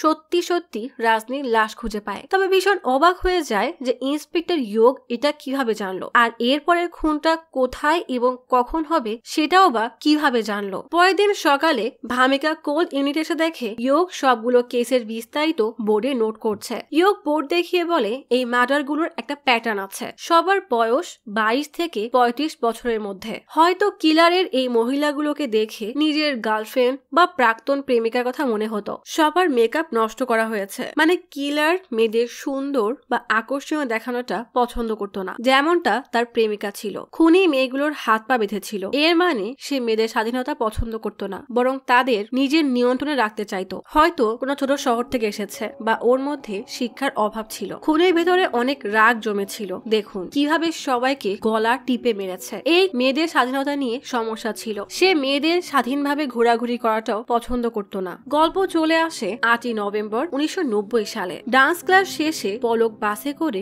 মাইসুরি বাস স্টপে নেমে তার বাড়ি ডজি বাজারের দিকে যেতে থাকে। বাড়ির কাছে জঙ্গলের দিকে আসতেই তার মনে হয় কেউ যেন তাকে ফলো করছে। একা পেয়ে লোকটা পলককে হামলা করতে গেলেই পলক তাকে আটকানোর চেষ্টা করে, কিন্তু পারে না। শৌরিয়া বিরক্ত হয়ে বলে, তোমাকে কি আমি এভাবে শিখিয়েছি? জানোই তো চারপাশে কি হচ্ছে। পলক বিরক্ত হয়ে বলে, তুমি কি সবসময় আমাকে এভাবেই জ্ঞান দিবে? কখনো কি একটা ফুলও দিবে না? শৌরিয়া পেছনে লুকিয়ে রাখা গোলাপ দিলে পলক খুশি হয়ে তাকে জড়িয়ে ধরে। ঠিক তখনই পলকের মা ডাকতেই শৌরিয়া সেখান থেকে পালিয়ে যায়। Yog tie and die case file ঘাটছে। হঠাৎ তার চোখ আটকে যায় 9ম ভিকটিমের ছবি থেকে। 9 নভেম্বর 1990 সাল। হারবালা রেলওয়ে স্টেশন থেকে সারোজ একা একা হেঁটে যাচ্ছে। ইয়োগ এক নজরে সারোজের ডেড বডির ছবিটার দিকে তাকিয়ে আছে। এদিকে শৌরিয়া ওয়াকি টকিতে ইয়োগের কাছ থেকে সেদিন 9ম খুনের কথা জানতে পেরে হারবালা রেলওয়ে স্টেশনে চলে আসে। হঠাৎ ইয়োগ দেখে থানার আলোগুলো জ্বলতে আর নিভতে শুরু করেছে। সব কাগজগুলো বাতাসে উড়ছে। শৌরিয়া রেলওয়ে স্টেশনের ভেতরে এসে টর্চ লাইট হাতে এদিকে ওদিকে খুঁজতেই দেখে মাটিতে একটা বাজারের ব্যাগ পড়ে আছে। এদিকে ইয়োগ দেখে তার হাতে থাকা ছবিটা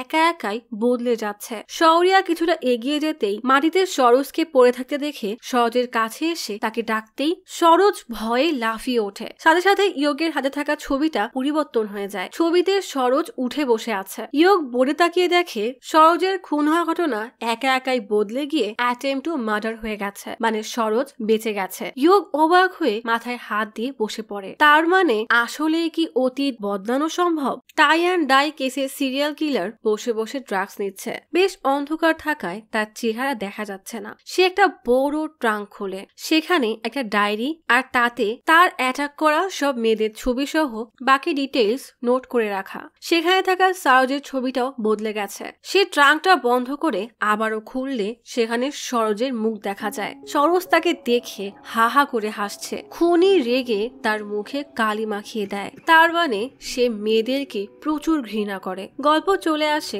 2016 সালের 12ই নভেম্বর। ভামিকা সরোজের মেয়ের সাথে একটা ক্যাফেতে দেখা করতে এসেছে। তখনই ইয়োগ থেকে কল করে বলে, 9 নভেম্বর ভিকটিম সরোজ মারা যায়নি, সে বেঁচে আছে, তাই না? ভামিকা বিরক্ত হয়ে বলে, হ্যাঁ, তার উপর অ্যাটাক করা হয়েছিল কিন্তু সে বেঁচে যায়। আমি এখন তার মেয়ের সাথে দেখা করতে এসেছি। যখন অ্যাটাক হয় তখন সরোজ প্রেগনেন্ট ছিল।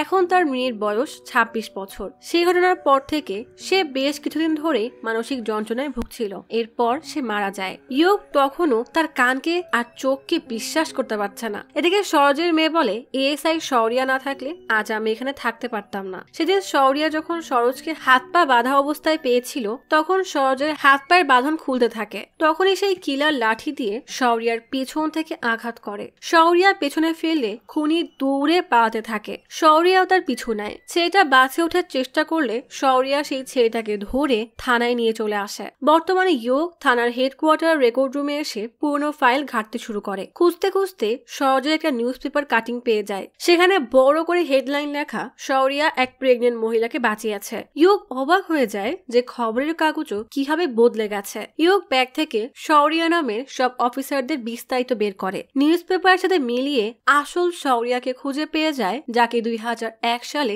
ডিসচার্জ করে দেওয়া হয়েছিল। 1990 সালে শৌরিয়া এএসআই ছিল। ইয়োগ ভাবে শৌরিয়া গত রাতে রাজনীতির কেসের ব্যাপারে বলেছিল। এর মানে ট্রান্সমিশন আবারও 1990 সাল থেকে শুরু হয়েছে। তার মানে বিনা ব্যাটারির ওয়াকি টকি দিয়ে ইয়োগ 1990 সালের একজনের সাথে কথা বলেছে। ইয়োগ এবার পুরো কাহিনীটা বুঝে যায়। সে অবাক হয়ে ভাবে, সে যদি অতীতের কারোর সাথে কথা বলতে পারে তাহলে তো সে অতীতটাকে বদলাতে পারবে। গল্প চলে আসে 1990 সালের সেই রাতে, যেই রাতে শৌরিয়া সরোজকে বাঁচাতে গিয়ে একজনকে অ্যারেস্ট করে। ছেলেটাকে ধরে সে হারবালা থানায় নিয়ে আসে। সেখানে থাকা ইন্সপেক্টর রিপোর্ট করে বলে এটাই সেই সিরিয়াল কিলার। মেয়েটাকে বাঁচিয়ে হাসপাতালে পাঠিয়ে দেওয়া হয়েছে।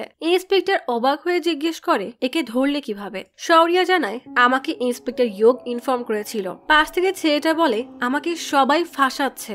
আমার নাম অজিত, আমি একটা স্টুডেন্ট। আমি তো রাতে কিছু জিনিস কিনতে বের হয়েছিলাম। ইন্সপেক্টর রেগে তাকে থাপ্পড় মারতে মারতে লকআপে নিয়ে এসে শৌরিয়াকে স্টেটমেন্ট লিখতে বলে। ঘড়িতে রাত 11:11 বেজে গেছে। ইয়োগ রান্না করছে। হঠাৎই আবারও আলোগুলো জ্বলতে আর নিভতে শুরু করে। এদিকে 1990 সালের শৌরিয়া থানা থেকে বের হতেই থানার আলোগুলো জ্বলতে শুরু করে, জ্বলতে আর নিভতে শুরু করে। তারা দুজনেই দেখে তাদের ওয়াকি টকি আবারও কানেক্ট হয়ে গেছে। শৌরিয়া বেশ খুশি হয়ে বলে, আপনি একদম ঠিক ইনফরমেশন দিয়েছিলেন। ইয়োগ জিজ্ঞেস করে, আপনার নাম শৌরিয়া? আপনি কি সরোজকে বাঁচিয়েছেন? শৌরিয়া খুশি হয়ে বলে, হ্যাঁ, কেন? ইয়োগ ইনভেস্টিগেশন বোর্ডের সামনে এসে বলে, এখন কোন সাল চলছে? শৌরিয়া বলে, আজ তো 9 নভেম্বর 1990 সাল। আমি মাত্রই লকআপে কিলারকে ঢুকিয়ে এসেছি। ইয়োগ অবাক হয়ে বলে, কিন্তু এই কেসে তো কিলার কখনোই ধরা পড়েনি। শৌরিয়া বলে, সেটা কি করে হতে পারে? আমি তো খুনিকে কেবলই জেলে ঢুকিয়ে দিয়েছি। তার নাম অজিত। ইয়োগ বোর্ডে টাঙানো একটা নিউজ কাটিং দেখে বলে, পুলিশ কাস্টাডিতে অজিতের মৃত্যু হয়েছে। এদিকে পুলিশ ইন্সপেক্টর অজিতকে কিলার ভেবে পাগলের মতো মারছে। ইয়োগ নিউজ কাটিং দেখে অস্থির হয়ে শৌরিয়াকে বলে, আমার কথা মন দিয়ে শুনুন। আমি 2016 সালে আছি, আর আজও এই কেসটা সলভ করা যায়নি। আমি নিজেও জানি না যে কিভাবে আমি আপনার সাথে কথা বলতে পারি। আপনি যদি সত্যি 90 সালে থাকেন তাহলে আপনি যাকে অ্যারেস্ট করেছেন সে আসল খুনি না, সে লকআপেই মারা যাবে। এই সুযোগে আসল কিলার দিলবার্গ মার্কেটে তার পরের টার্গেটকে খুন করবে। ইয়োগের কথা শেষ হতেই ট্রান্সমিশন বন্ধ হয়ে যায়। শৌরিয়া দ্রুত থানায় এসে দেখে সত্যি সত্যি অজিত মারা গেছে। ঠিক তখনই খবর আসে দিলবার্গ মার্কেটের কাছে একটা মেয়ের লাশ পাওয়া গেছে, মানে কিলার তার পরবর্তী টার্গেটকে খুন করে ফেলেছে। ইয়োগের কথা অক্ষরে অক্ষরে মিলে যায়। অজিতের লাশ নিয়ে অ্যাম্বুলেন্সে তোলা হয়। ইন্সপেক্টর রেগে শৌরিয়ার কলার চেপে বলে, তুমি এটা কি করলে? একটা নির্দোষ মানুষকে ফাঁসিয়ে দিলে। শৌরিয়া বলে, আমাকে তো ইন্সপেক্টর ইয়োগ ইনফরমেশন দিয়েছিল। তার কথা মতো আমি রেলওয়ে স্টেশনে গিয়ে সরোজকে পেয়েছি। একটু আগেও সে ওয়াকি টকিতে আমাকে বলল যে অজিত আসল খুনি না, সে পুলিশ কাস্টাডিতেই মারা যাবে। হুবহু তাই হয়েছে। ইন্সপেক্টর রেগে বলে, এই ইয়োগ আরিয়াকে আমি কোথায় খুঁজে পাবো? শৌরিয়ার মনে পড়ে ইয়োগ বলেছিল সে এখন 2016 সালে আছে। এই কথা অফিসারকে বললে তারা তো আর বিশ্বাস করবে না। তাই শৌরিয়া বলে, আমাকে কিছু সময় দিন। সিনিয়র ইন্সপেক্টর রেগে তার থেকে পিস্তল আর ব্যাজ ছিনিয়ে নেয়। এদিকে ইয়োগ ট্রান্সমিশনের আগের এবং পরের ঘটনা নোট ডাউন করে মনে মনে বলে, আমার দেওয়া ইনফরমেশন অনুযায়ী শৌরিয়া সরোজকে বাঁচিয়েছিল, কিন্তু এই অজিত মারা যায়। এখন শুধু 10 নম্বর টার্গেট বাকি আছে। আগের সবগুলো মার্ডার কেসের তারিখ এবং সময় একই রকম থাকলেও শেষে দুইটা মার্ডার কেসের ঘটনা পুরোপুরি বদলে গেছে। প্রথম দিকে লাশগুলো শহর থেকে বেশ দূরে পাওয়া যেত। 9 নম্বর কেসে মালার লাশ ট্রান্সমিশনের আগে খেতে পাওয়া গেলেও ট্রান্সমিশনের পরে সেটা দিলবার্গ মার্কেটে পাওয়া যায়। এরকম পাবলিক প্লেসে মার্ডার করাটা কতটা বিপজ্জনক সেটা জেনেও কিলার এই রিস্কটা নিয়েছে, কিন্তু কেন? গল্প চলে আসে 10 নভেম্বর 1990 সালে। শৌরিয়া দেহরাদুন থানার ক্যান্টিনে এসে জোরে চিৎকার করে বলে, এখানে ইন্সপেক্টর ইয়োগ আরিয়া কে? ইন্সপেক্টর বিবেক জিজ্ঞেস করে, কি হয়েছে? শৌরিয়া কিছু না ভেবেই বিবেককে মারতে মারতে বলে, তুই সেই সিরিয়াল কিলার তাই না? বাকি কনস্টেবল অনেক কষ্টে তাকে ছাড়িয়ে নিয়ে বলে, ওনার নাম বিবেক। বিবেক আজই এসপি হিসেবে জয়েন করেছে। বিবেক রেগে শৌরিয়াকে অ্যারেস্ট করতে চাইলে শৌরিয়া সুযোগ বুঝে সবাইকে ধাক্কা মেরে সেখান থেকে পালিয়ে সোজা রেলওয়ে স্টেশনে চলে আসে, যেখানে সে সরোজকে বাঁচিয়েছিল। সেই রাস্তা ধরে হাঁটতে থাকে যে রাস্তা দিয়ে গত রাতে সে কিলারের পিছু নিয়েছিল। এদিকে 2016 সালে ভামিকা সবাইকে ম্যাপে সেই জায়গাগুলো পয়েন্ট আউট করে দেখায় যেখানে এই কেসের সাথে যুক্ত ভিকটিমদের লাশ পাওয়া গিয়েছিল। ভামিকা বলে সবগুলো মার্ডার লোকেশন মাসুরি থেকে দেহরাদুনের রাস্তায়, আর আমাদের সব ভিকটিমের একটা কমন ব্যাপার হলো তারা সবাই মার্ডার হওয়ার আগে বাসে উঠেছিল। আমি ওই রুটের সবগুলো বাস চেক করেছি, আর একটা বাসের খোঁজও পেয়েছি, সেটা হলো কালকি 543। এই বাস দিয়েই কিলার তার পরবর্তী টার্গেটকে ঠিক করত। এমনকি বাসটা আজও একই নামে একই রাস্তায় চলে। ইয়োগ বলে সরোজকে অ্যাটাক করার পর কিলার হয়তো সেই একই বাসে উঠেছিল। লাস্ট ভিকটিম ছিল মালা, যে ওই বাসের কন্ডাক্টর। সেই কিলারের চেহারা দেখেছিল আর কিলারকে চিনতে পারত। এই জন্য কিলারের হাতে বেশি সময় ছিল না, তাই তাকে পরপর দুইটা মার্ডার এমন একটা কোলাহলপূর্ণ জায়গায় করতে হয়। আসলে সেদিন কিলার সেই 543 নাম্বার বাসে উঠে পড়েছিল। যখন শৌরিয়া কিলারের পরিবর্তে ভুলে অজিতকে ধরে তখন খুনি সেই সুযোগ নিয়েই ওই বাসে উঠে পড়ে। বাসে তখন কন্ডাক্টর মালা আর পলক ছিল। ভামিকা এক মুহূর্ত দেরি না করে ইয়োগকে নিয়ে কালকির অফিসে যাওয়ার জন্য বেরিয়ে পড়ে। শৌরিয়া ভামিকা আর ইয়োগের ক্লুটা ঠিকই ধরতে পেরেছিল, তাই 1990 সালের 10ই নভেম্বর শৌরিয়া মাসুরি বাস স্টপেজে আসে। স্টপেজে সেই কালকি 543 বাসটা দেখে অফিসে খোঁজ নিতে আসে। এই ফাঁকে এক কনস্টেবল শৌরিয়াকে বাস স্টপেজে দেখে সেই খবর থানায় জানিয়ে দেয়। শৌরিয়া জিজ্ঞেস করে কালকির 543 নাম্বার বাসের ড্রাইভারকে। একজন বয়স্ক লোক এগিয়ে তার পরিচয় দিয়ে বলে, আমি ব্রহ্মাদাত, আমি ওই বাসের ড্রাইভার। শৌরিয়া বলে, গত রাত 9:30টায় হাতি গেট থেকে কাউকে বাসে তুলেছেন? লোকটা একটু ভেবে বলে, কই না তো। হঠাৎ শৌরিয়া ব্রহ্মাদাতের হাতে রং দেখে সন্দেহের নজরে তাকিয়ে বলে, এটা কিভাবে লাগলো? ব্রহ্মাদাত বেশ ঘাবড়ে বলে, দেয়ালে রং করতে গিয়ে লেগে গেছে। শৌরিয়া রেগে বলে, দেখো সত্যি কথা বলো, না হলে সোজা জেলে যাবে। তখনই পুলিশ এসে শৌরিয়াকে একজন এসপি এর গায়ে হাত তোলার অভিযোগে গ্রেফতার করে নিয়ে যায়। যেতে যেতে শৌরিয়া চিৎকার করে সবাইকে অনুরোধ করে বলে, খুনি হুডি পড়েছিল আর সে খাটো, আমার কথাটা একবার শুনুন, এই লোকটা মিথ্যা বলছে। গল্প চলে আসে 13ই নভেম্বর 2016 সালে। ভামিকা আর ইয়োগ সেই একই মাসুরি বাস স্টপেজে আসে। সেখানে বাসের রেজিস্টার অফিস থেকে কালকি 543 নাম্বার বাসের ড্রাইভার ব্রহ্মাদাতের নাম জানতে পারে, যে 1990 সালে কাজ ছেড়ে চলে গিয়েছিল। ইয়োগ ব্রহ্মাদাতের বাকি বিস্তারিত জানতে চাইলে রেজিস্টারে থাকা মহিলারা বলে, আমাদের কাছে আর কোনো বিস্তারিত নেই, তবে দিলশান আপনাদের এই ব্যাপারে সাহায্য করতে পারে। ইয়োগ রেজিস্টার খাতা থেকে দিলশানের অ্যাড্রেসের ছবি তুলে নেয়। এদিকে 10ই নভেম্বর 1990 সালে শৌরিয়াকে গ্রেফতার করে হারবালা থানায় নিয়ে আসা হয়। সিনিয়র ইন্সপেক্টর বিবেককে জানায় শৌরিয়া নাকি ওয়াকিটকি থেকে মার্ডারের টিপ পেয়েছে। বিবেক বলে, খুনের আগে খুনের খবর তো শুধুমাত্র খুনি আর খুনির পার্টনারের কাছেই থাকে। শৌরিয়া আবারও ইয়োগের নাম বললে সিনিয়র ইন্সপেক্টর রেগে বলে, ওই নামের কেউ এখানে নেই, তোমার কারণে একজন নির্দোষ মানুষ মারা গেছে। এই ছেলেটাকে পিটিয়ে মারার জন্য অফিসার সাসপেন্ড হয়েছে। এখন অন্তত সত্যি বলো, যদি মেনেও নি তুমি সত্যি বলছো তাহলে বলো এর পরের খুনটা কোথায় হবে। শৌরিয়া বলে, আমি জানি না। কেউ তাকে বিশ্বাস না করলে শৌরিয়া পাগলের মতো আচরণ করতে থাকে, বারবার একই কথা বলতে থাকে যে সে সত্যি বলছে। বিবেক শৌরিয়াকে লকআপে ঢুকিয়ে বলে, এ তো মানসিকভাবে অসুস্থ হয়ে গেছে। টেবিলে শৌরিয়ার ওয়াকিটকিটা সেভাবেই পড়ে থাকে। গল্প চলে আসে 2016 সালে। গাড়িতে ইয়োগ ভাবে শৌরিয়া বলেছিল চাইলেই অতীত বদলানো যাবে। ইয়োগের তার ভাইয়ের কথা মনে পড়ে যায়। হঠাৎ ইয়োগ ভামিকাকে বলে, জানেন চাইলেই অতীত বদলাতে পারে। ভামিকা অবাক হয়ে তাকালে ইয়োগ বলে, যদি আমাদের অতীতটাকে বদলানো যেত তাহলে আপনি কি বদলাতেন? ভামিকার শৌরিয়ার কথা মনে পড়ে গেলেও সে মুখে কিছুই বলে না। কিছুক্ষণের মধ্যে তারা দিলশানের বাসায় আসে।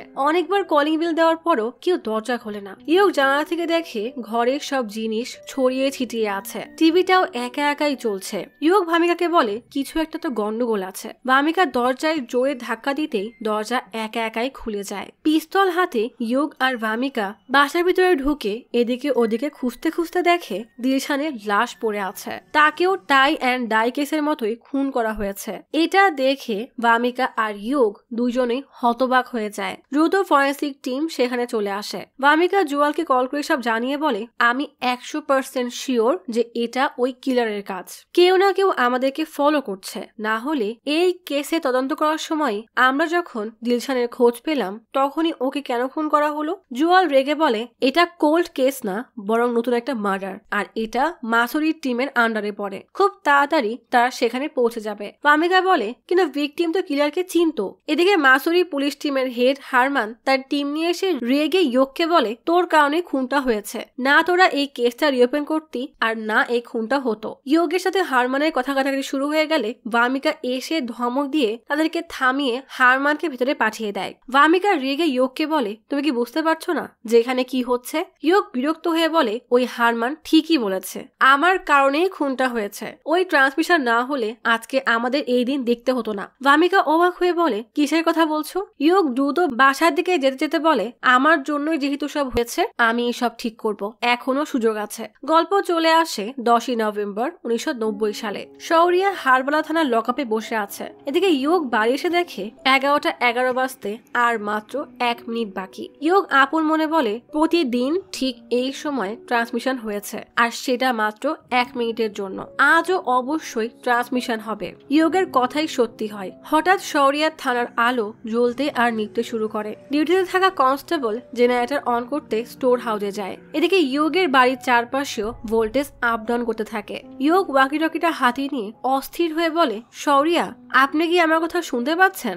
ওই কিলার 2016 সালেও একটা খুন করেছে। শৌরিয়া টেবিলে থাকা ওয়াকিটকি থেকে আওয়াজ আসতে শুনে চিৎকার করে সবাইকে ডাকতে ডাকতে বলে দেখো আমি মিথ্যা বলিনি, কিন্তু আশেপাশে কেউ নেই। ইয়োগ বলে আমাদের কাছে সময় নেই। 10ই নভেম্বর ডজি বাজারে ঠিক রাত 10টায় একটা মার্ডার হবে। এটাই আমাদের শেষ সুযোগ। ভিকটিমকে যেভাবেই হোক বাঁচাতে হবে। এই কেসের শেষ ভিকটিম পলক নামের একজন ড্যান্সার। সাথে সাথেই ট্রান্সমিশন বন্ধ হয়ে যায়। নিজের ভালোবাসার মানুষের নাম শুনে শৌরিয়া যেন পাগল হয়ে যায়। সে চিৎকার করে তাকে ছেড়ে দেওয়ার জন্য অনুরোধ করতে থাকে। পলক তখন তার ডান্স ক্লাস থেকে বাড়ি ফিরছে। এদিকে ইয়োগ পলকের লাশের ছবি বের করে অতীত বদলানোর অপেক্ষা করতে থাকে।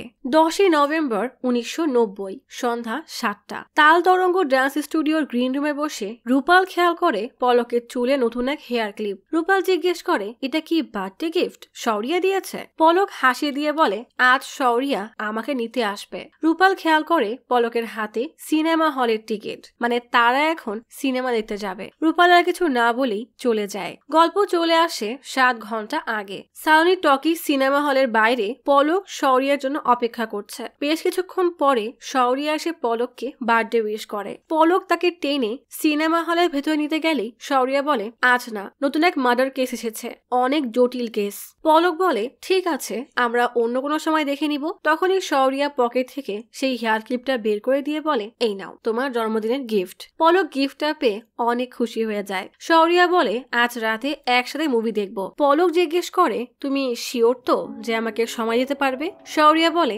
হ্যাঁ, তোমাকে আমি স্টুডিওতে নিতে আসবো, একা বের হবে না কিন্তু। পলক বলে ঠিক আছে আমি অপেক্ষা করব। এই জন্য স্টুডিওর সবাই চলে গেলেও পলক সেখানেই শৌরিয়ার জন্য অপেক্ষা করতে থাকে। রাত 9টা বেজে যায়। হারবালা থানার ডিএসপি এসে খেয়াল করে শৌরিয়া লকআপে অজ্ঞান হয়ে পড়ে আছে। তাড়াতাড়ি কনস্টেবলকে ডাকে। এদিকে 9টা বেজে গেছে, মুভিও শুরু হয়ে গেছে, কিন্তু শৌরিয়ার কোনো খোঁজ নেই। পলক প্রচন্ড রাগে টিকিটটা ছিঁড়ে কান্না করে দেয়। নিজেকে সামলে স্টুডিও থেকে বের হয়ে যায়। এদিকে ডিএসপি লকআপের ভিতরে আসলে শৌরিয়া আচমকায় উঠে ডিএসপি আর কনস্টেবলকে মেরে লকআপে তালা মেরে পালিয়ে যায়। যাওয়ার সময় বলে যায় মাফ করবেন, কিন্তু আমার ডজি বাজার যাওয়াটা খুবই জরুরি। পলক বাসায় যাওয়ার জন্য বাসে ওঠে। বাস ড্রাইভার পলকের দিকে কেমন করে যেন তাকিয়ে বাস চালানো শুরু করে। গল্প চলে আসে 13ই নভেম্বর 2016 রাত 11টা 17-তে। ইয়োগের রুমের বিহাল অবস্থা। ঝড়ো হাওয়া বইতে শুরু করেছে।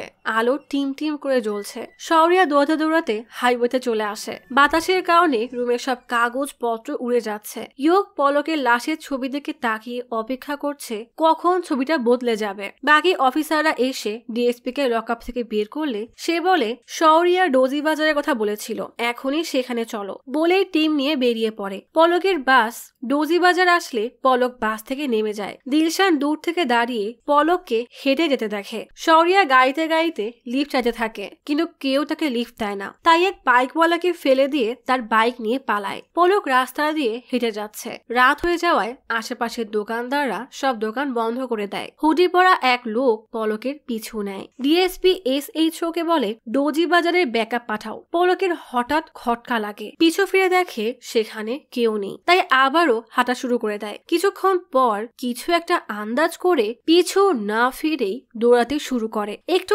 আড়ালে ঝিলের পাড়ে গেলেই পিছন থেকে কে যেন পলি দিয়ে পলকের মুখ বন্ধ করে তার দম বন্ধ করে ফেলে। তখনই শৌরিয়া ডোজি বাজারের গলিতে এসে কোনো রকমে বাইকটা ফেলে পলককে খুঁজতে থাকে। পুলিশও সেখানে চলে এসেছে। খুঁজতে খুঁজতে শৌরিয়া দেখে ঝিলের পাশে পলক হাত পা বাঁধা অবস্থায় পড়ে আছে।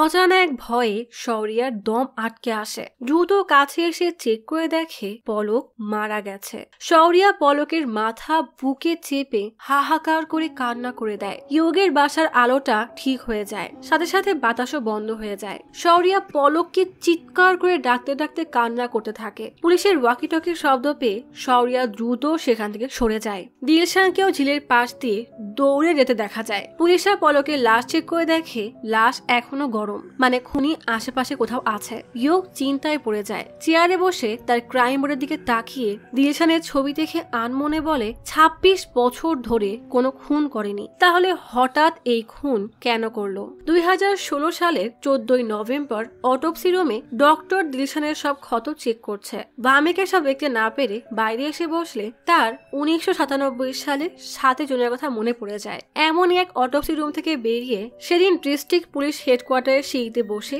সে অনেক কান্না করছিল। তখনই শৌরিয়া এসে ভামিকার পাশে বসে জিজ্ঞেস করে, ডেড বডি এই প্রথম দেখেছো? ভামিকা বলে, না, বাবাকে কফিনে করে এনেছিল, কিন্তু এমন অটোপসি রুম দেখিনি, এই জন্য একটু ঘাবড়ে গেছি। আমাকে আরো শক্ত হতে হবে। শৌরিয়া বলে, লাশ দেখে কান্না না করাটা অস্বাভাবিক, কান্না করাই হলো স্বাভাবিক, কারণ এটাই প্রকৃত মানুষের বৈশিষ্ট্য। পুলিশের উচিত মন প্রাণ দিয়ে কাজ করে ভিকটিমদেরকে ন্যায় বিচার পাইয়ে দেওয়া, আর যেই পুলিশ ভিকটিমের কষ্ট বুঝতে পারে সেই হলো ভালো পুলিশ। এসব কথা মনে করে ভামিকা হেসে দেয়। ডক্টর এসে বলে, দিলশানের মৃত্যুও টাই অ্যান্ড ডাই সিরিয়াল কিলারের মতোই হয়েছে, তবে একটা বড় পার্থক্য আছে। এদিকে কোল্ড কেস ইউনিটে ভালভান ইয়োগকে বলে, মাসুরি পুলিশ এই কেস নিয়ে বিপদে পড়ে গেছে। না আছে কোনো ফিঙ্গারপ্রিন্ট, না কোনো প্রমাণ, এমনকি সিসিটিভি ফুটেজও নেই। ঠিক তখনই ভামিকা এসে বলে, আমাদের কাছে একটা লিড আছে, আর আমাদের এই কেস থেকে সরিয়ে ওরা অনেক বড় ভুল করেছে। প্রোটোকল অনুযায়ী দিলশানের মার্ডার কয়েকদিন আগে হয়েছে, তাই সেটা মাসুরি পুলিশ সামলাবে, কিন্তু এই কেস আমাদের টাই অ্যান্ড ডাই মার্ডার কেসের সাথেও জড়িত, এই জন্য এটা আমাদের কোল্ড কেস ইউনিট সামলাবে। গল্প চলে আসে পলকের মৃত্যুর পরের দিন। মাসুরি হাসপাতালে পলকের মা মেয়ের লাশ দেখে অঝরে কান্না করছে। দূর থেকে দেওয়ালের আড়ালে লুকিয়ে এসব দেখে শৌরিয়া কান্না করতে করতে পলকের সাথে কাটানো মুহূর্তের কথা মনে করে। পুলিশ পলকের লাশ নিয়ে চলে যায়। রূপাল কান্না করতে করতে হাসপাতাল থেকে বের হতে গেলেই শৌরিয়া তাকে ডাক দেয়। রূপাল শৌরিয়াকে রেগে বলে, তুমি কোথায় ছিলে? তোমার না ওর সাথে থাকার কথা ছিল? ও তোমার জন্য অপেক্ষা করছিল, গতকাল কতই না খুশি ছিল। ও চেহারা দেখেছো খুনি কেমন বানিয়েছে? আমারই ভুল হয়েছে, ওকে জোর করে আমার সাথে নিয়ে যাওয়া উচিত ছিল, আমার সাথে থাকলে আজ বেঁচে থাকতো। বলেই রূপাল সেখান থেকে চলে যায়। ভামিকা এক্সরে রিপোর্ট বোর্ডে লাগিয়ে বলে, সব লাশের ফুসফুস আর নাসালের ক্যাভিটিতে থিনার পাওয়া গেছে, কিন্তু তাদের মৃত্যুর কারণ হাই ওয়ার্ডে ফ্র্যাকচার, মানে তাদের গলা চেপে মারা হয়েছে। কিন্তু দিলশানের এক্সরে রিপোর্টে হাই ওয়ার্ডের ফ্র্যাকচার নেই, তবে মাত্রাতিরিক্ত থিনারের উপস্থিতি পাওয়া গেছে। দিবু বলে, তার মানে দিলশানের মৃত্যু দম বন্ধ হওয়ার জন্য নয়, বরং থিনারের জন্য হয়েছে। ভামিকা বলে, এছাড়াও দিলশানের গোড়ালি আর কবজিতে যে দাগ পাওয়া গেছে সেগুলো তার মৃত্যুর পরে, মানে খুনি তাকে মারার পর হাত পা বেঁধেছে, কিন্তু আগের সব কেসে হাত পা আগে বাঁধা হয়েছিল। ইয়োগ বলে, মানে খুনি অন্য কেউ? ভালভান অবাক হয়ে বলে, কপিক্যাট কিলার? ইয়োগ বলে, কপিক্যাট কিনা বলতে পারবো না, কিন্তু এই খুনের সাথে আসল খুনির কোনো না কোনো কানেকশন তো অবশ্যই আছে। আগের কিছু ছবি দেখিয়ে বলে, লাল ওড়না বাঁধার প্যাটার্ন দেখো, দিলশানের হাত পা বাঁধার ধরন ঠিক তেমনই যেমনটা 25 বছর আগে বাঁধত।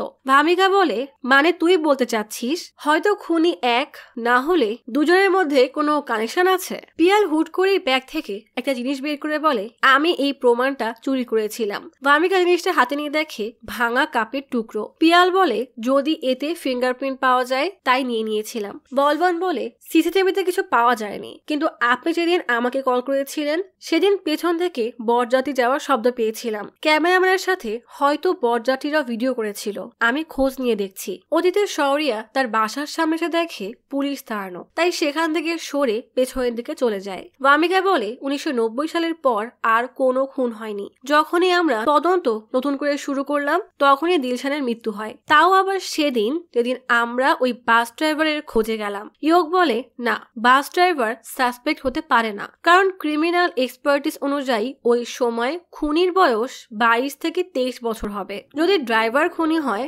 তাহলে তখন তার বয়স ছিল 42 থেকে 43 বছর বয়স, এখন হবে 67 থেকে 68। ভামিকা বলে, আমাদেরকে জানতে হবে বাস ড্রাইভার এখনো বেঁচে আছে কিনা, আর বেঁচে থাকলে কোথায় আছে। শৌরিয়ার বাবা ছাদ থেকে দেখে নিচে পুলিশের গাড়ি আনাগোনা করছে। ঠিক তখনই শৌরিয়া পেছনের দেওয়াল বেয়ে ছাদে ওঠে। শৌরিয়ার বাবা তাকে নিচে ভেতরে নিয়ে এসে জিজ্ঞেস করে, কি হয়েছে, তোর ডিপার্টমেন্টের লোক তোকে কেন খুঁজছে? শৌরিয়া নিচে বসে পড়ে কান্না করতে করতে বলে, পলক আমার জন্য অপেক্ষা করতে করতে মারা গেছে, আমি ওকে বাঁচাতে পারিনি। বাবা তাকে বুকে টেনে বলে, এতে কেউ কিচ্ছু করতে পারবে না। শৌরিয়া বলে, আমি পারবো, আগেও একবার অতীত বদলে দিয়েছি, এবারও পারতাম যদি ট্রান্সমিশনের উপর বিশ্বাস করতাম, সময় নষ্ট না করতাম, আর খুনির বদলে ইন্সপেক্টর ইয়োগকে না খুঁজতাম। বাবা জিজ্ঞেস করে, তুই কার কথা বলছিস? শৌরিয়া পকেট থেকে তার ওয়াকিটকি বের করে দেখায়। ইয়োগ বাস ডিপোতে এসে দেখে দিলশানের কলিগ তার ছবির সামনে প্রদীপ জ্বালাচ্ছে। পেছনে ফিরে ইয়োগকে দেখে বলে, কি চাও? যা বলার তা তো বলেই দিয়েছি। পিয়ন বিষয়টা খেয়াল করে। এদিকে বলফন বিয়ের সেই ক্যামেরাম্যানের কাছে এসে ভিডিওতে গুরুত্বপূর্ণ কিছু একটা দেখে সেটা কপি করে নেয়। পিয়াল সেই টুকরো থেকে ফিঙ্গারপ্রিন্ট বের করতে ব্যস্ত।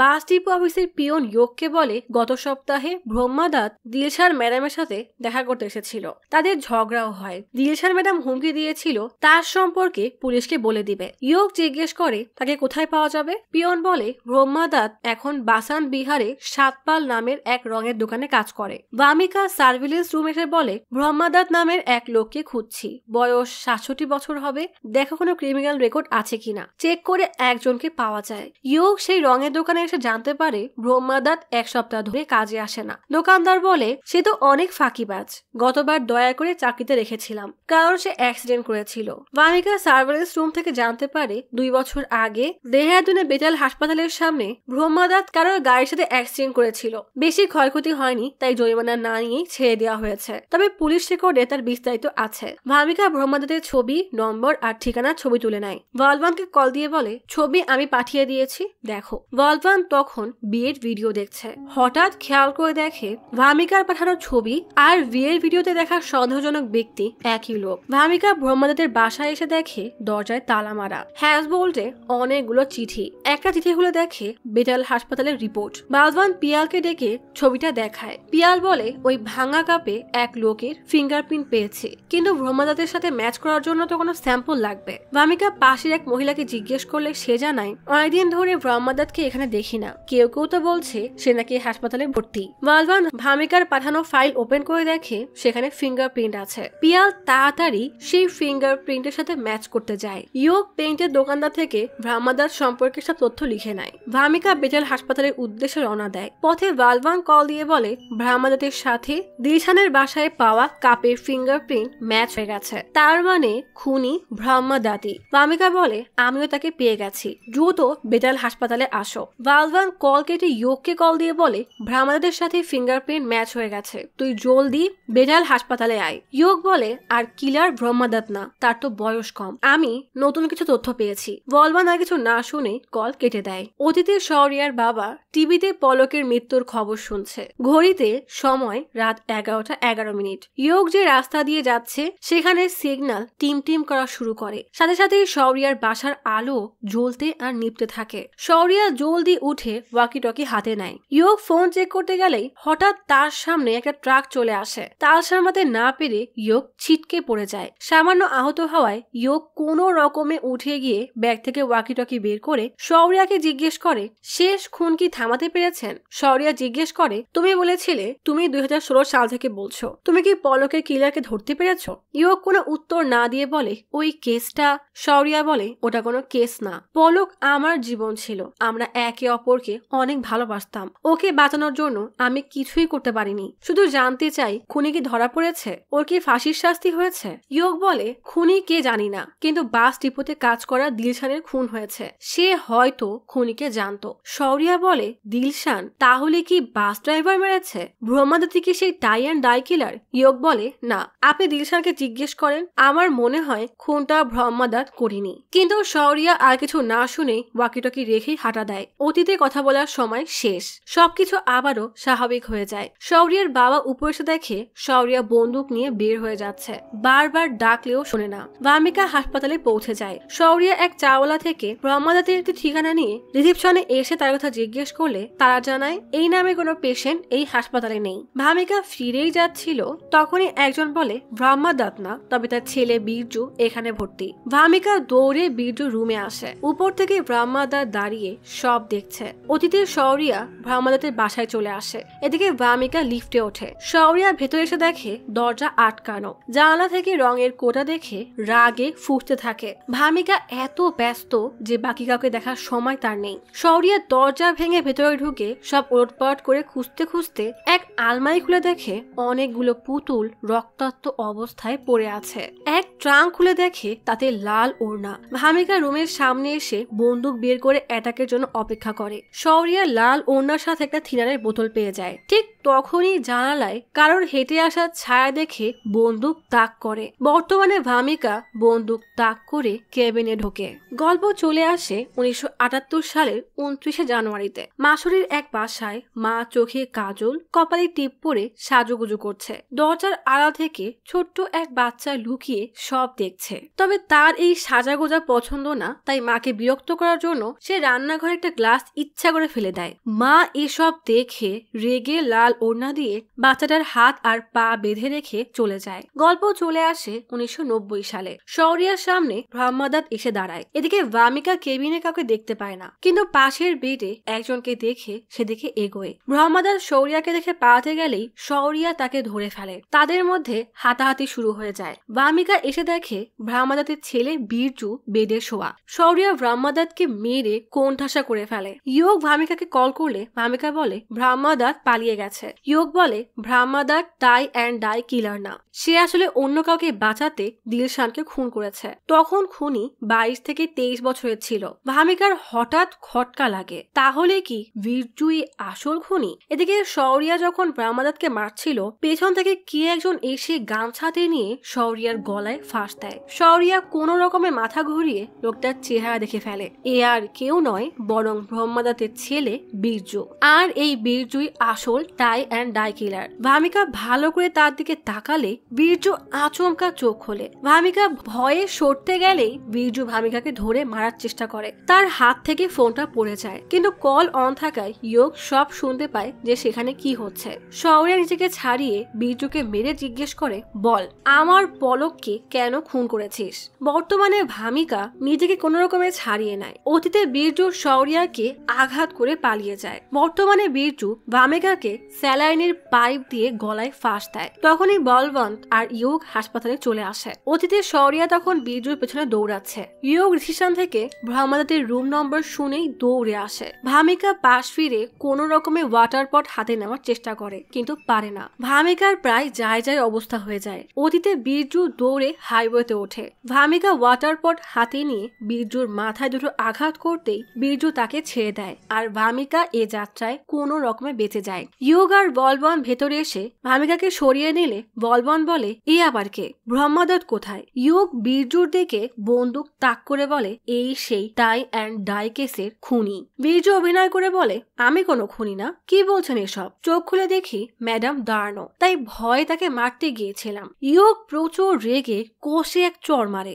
গল্প চলে আসে 1978 সালের 5ই ফেব্রুয়ারি। ব্রহ্মাদত্তের বাসায়। বীরজু তখন ছোট ছিল। তখন তার মা রিটস প্লাজার বাসায় বাসায় কাজ করত আর ব্রহ্মাদাত সারাদিন বাস চালাতো। দেখাশোনা করার মতো কেউ ছিল না, তাই ছোটবেলা থেকেই বীরজুর মানসিক সমস্যা দেখা দেয়। তার জন্যই ব্রহ্মাদাত তার স্ত্রীকে চাকরি ছাড়তে বলে। এই নিয়ে দুজনের মধ্যে রোজ ঝগড়া হতো। ব্রহ্মাদাত মাঝে মাঝেই তার স্ত্রীকে মারত। একদিন বীরজুর মা রেগে তার হাত পা বেঁধে রেখে চলে যায় আর কখনোই ফিরে আসেনি। ব্রহ্মাদাত তাকে আর খোঁজেনি। এরপর থেকেই ব্রহ্মাদাত বীরজুকে সাথে করে নিয়ে বাসে যেত।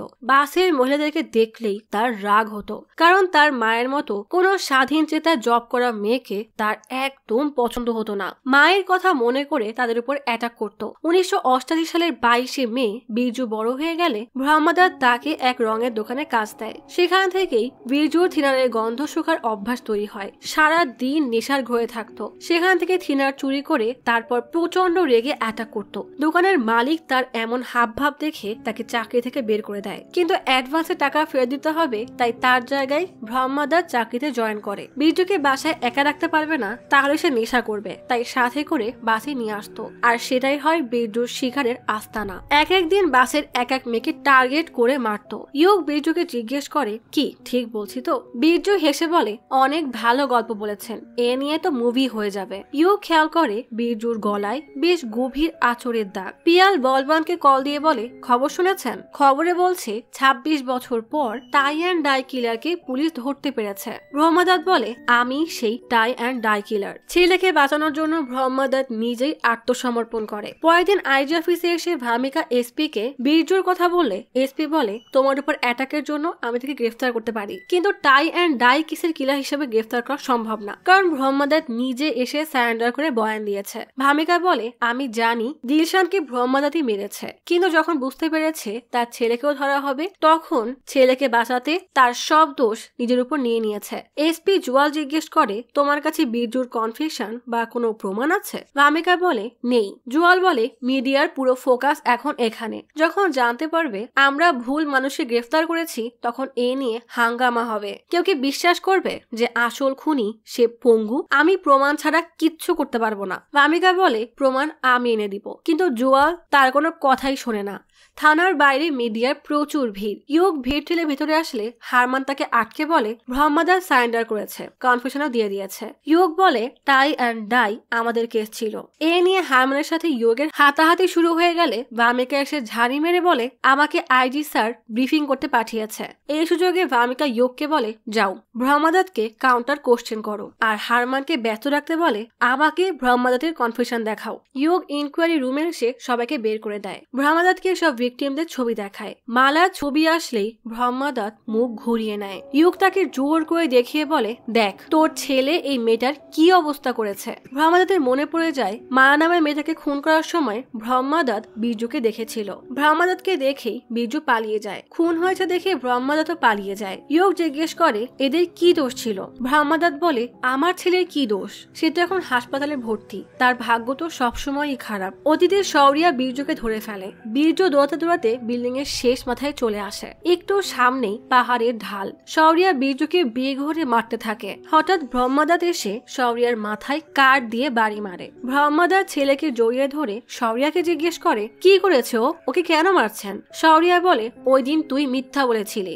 হাতি গেট থেকে তোর ছেলে বাসে উঠেছিল, আর কে ওঠেনি। সত্যি বললে আজ আমার পলক বেঁচে থাকতো। তোর ছেলে 9টা খুন করেছে, এর পরেও করবে। হয়তো তুই সত্যি বল, না হলে ওকে সব স্বীকার করতে বল। ব্রহ্মাদাত বলে, বীরজু কিছুই করেনি, আমার ছেলে নির্দোষ। কি প্রমাণ আছে আপনার কাছে? শৌরিয়া বলে, ঠিকই বলেছিস, প্রমাণ ছাড়া কিছুই করতে পারবো না। আদালতে গিয়ে কোনো লাভ নেই, তাই এই শয়তানের কাহিনী একবারেই শেষ করে দিব বলেই বন্দুক বের করে। ব্রহ্মাদাতকে বীরজুর কাছ থেকে সরিয়ে দিলে ব্রহ্মাদাত শৌরিয়া থেকে বন্দুক নেওয়ার চেষ্টা করে, কিন্তু শৌরিয়া থেকে ধাক্কা মেরে সরিয়ে দেয়। ভয়ে বীরজু সরতে সরতে লাঠির উপরে পিছলা খেয়ে নিচে পড়ে যায়। সাথে সাথেই শৌরিয়া বীরজুর হাত ধরে, কিন্তু বীরজুর শয়তানি হাসি দেখে শৌরিয়ার গা জ্বলে ওঠে। পলকের কথা মনে করতেই শৌরিয়া হাত ছেড়ে দেয় আর বীরজু নিচে জঙ্গলে গিয়ে পড়ে। ব্রহ্মাদাত বলে, আমার ছেলের এই অবস্থার জন্য ওই ইন্সপেক্টর দায়ী। ইয়োগ জিজ্ঞেস করে, কে? ব্রহ্মাদাত বলে, শৌরিয়া আন্তওয়াল। তবে শৌরিয়া শুধু সেখানেই থেমে যায়নি। ব্রহ্মাদাত বীরজুকে জঙ্গল থেকে উদ্ধার করে হাসপাতালে আনলে শৌরিয়া সেখানেও পৌঁছে যায়। ব্রহ্মাদাত তাকে এখানে দেখে বেরিয়ে এসে বলে, আপনি এখানে কি করছেন? এখনই চলে যান। শৌরিয়া জিজ্ঞেস করে, তুই ডক্টরকে কি বলেছিস? তোর ছেলের পড়ে গিয়ে এই অবস্থা হয়েছে?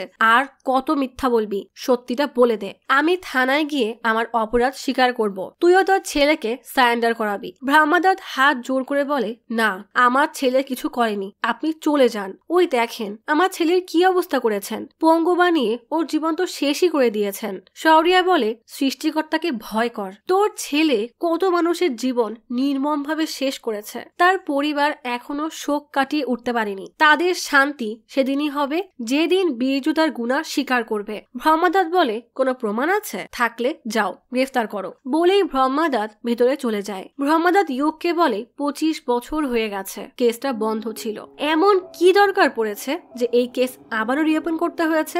ইয়োগ বলে, আমরা কেস রিওপেন করেছি তাই তুই দিলশানকে মেরে ফেললি? ব্রহ্মাদত্ত বলে, হ্যাঁ। ইয়োগ বলে, সত্যি করে বল, দিলশান কি এমন জানতো যার জন্য তুই ওকে মেরে ফেলেছিস? সেদিন শৌরিয়াকে গ্রেফতার করার সময় দিলশান আর ব্রহ্মাদত্ত দুজনেই অবাক হয়ে তাকিয়েছিল।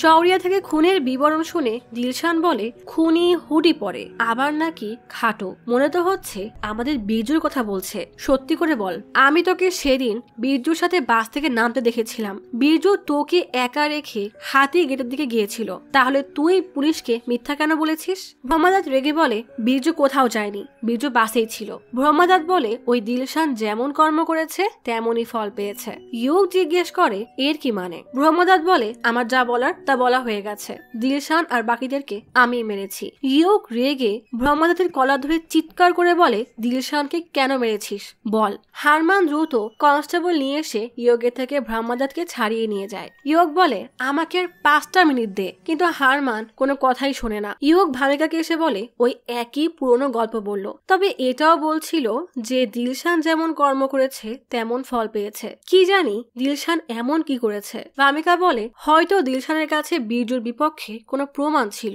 দিলশানের বাসায় হয়তো কিছু পাওয়া যাবে। এদিকে হারমান একটা ফাইল নিয়ে আইজি অফিসে আসলে আইজি সামির খুশি হয়ে হারমানকে বলে, কেস ব্রিফের সব প্রস্তুতি শেষ তো? জুয়াল বলে, হ্যাঁ, নিশ্চিন্তে থাকুন। ভামিকা দিলশানের বাসায় তন্ন তন্ন করে তল্লাশি চালায়। ইয়োগ জিজ্ঞেস করে, কি করছেন? ভামিকা বলে, জুয়াল বলেছিল কাল আইজি ব্রিফ দিবে, তার আগেই আমাদের সব কাজ করতে হবে। ইয়োগ খেয়াল করে মাইক্রোওয়েভ, টিভি, ফ্রিজ সব একদম নতুন। ভামিকা সবকিছু রিসিপ্ট দেখে বলে, গত সপ্তাহে এগুলো নিয়েছে, এমনকি সব পেমেন্ট ক্যাশে করেছে। বাস ডিপো এমপ্লয়ের এত টাকা? ইয়োগ বলে, সেটাও তখন যখন আমরা কেসটা রিওপেন করেছি। ভামিকা বলে, হয়তো দিলশানের কাছে কোনো প্রমাণ ছিল যা দিয়ে সে ব্রহ্মাদত্তকে ব্ল্যাকমেল করছিল। ইয়োগ বলে, পিয়নো বলেছিল দিলশান ব্রহ্মাদত্তকে হুমকি দিয়েছিল যে সে পুলিশকে বলে দিবে। ভামিকা বলে, তার মানে দিলশান সেই প্রমাণ সেফটির জন্য নিজের কাছেই রেখেছিল, ব্রহ্মাদত্ত সেই প্রমাণ নেওয়ার জন্যই এসেছিল। ভামিকা অন্য রুমে খুঁজতে গেলে ইয়োগ বলে, না, ব্রহ্মাদত্ত প্রমাণ পেলে কখনোই কনফেস করতো না, দিলশানকে মেরে পালিয়ে যেত। তার উপরে পুলিশের 2টা টিম এখানে সার্চ করেছে, কিছুই পায়নি। আমরা যা খুঁজছি তা এখানে নেই। ভামিকা দিলশানের ব্যাগ থেকে সব ঢেলে টেবিলে রাখে, তেমন কিছু না পেয়ে বলে সে হয়তো প্রমাণ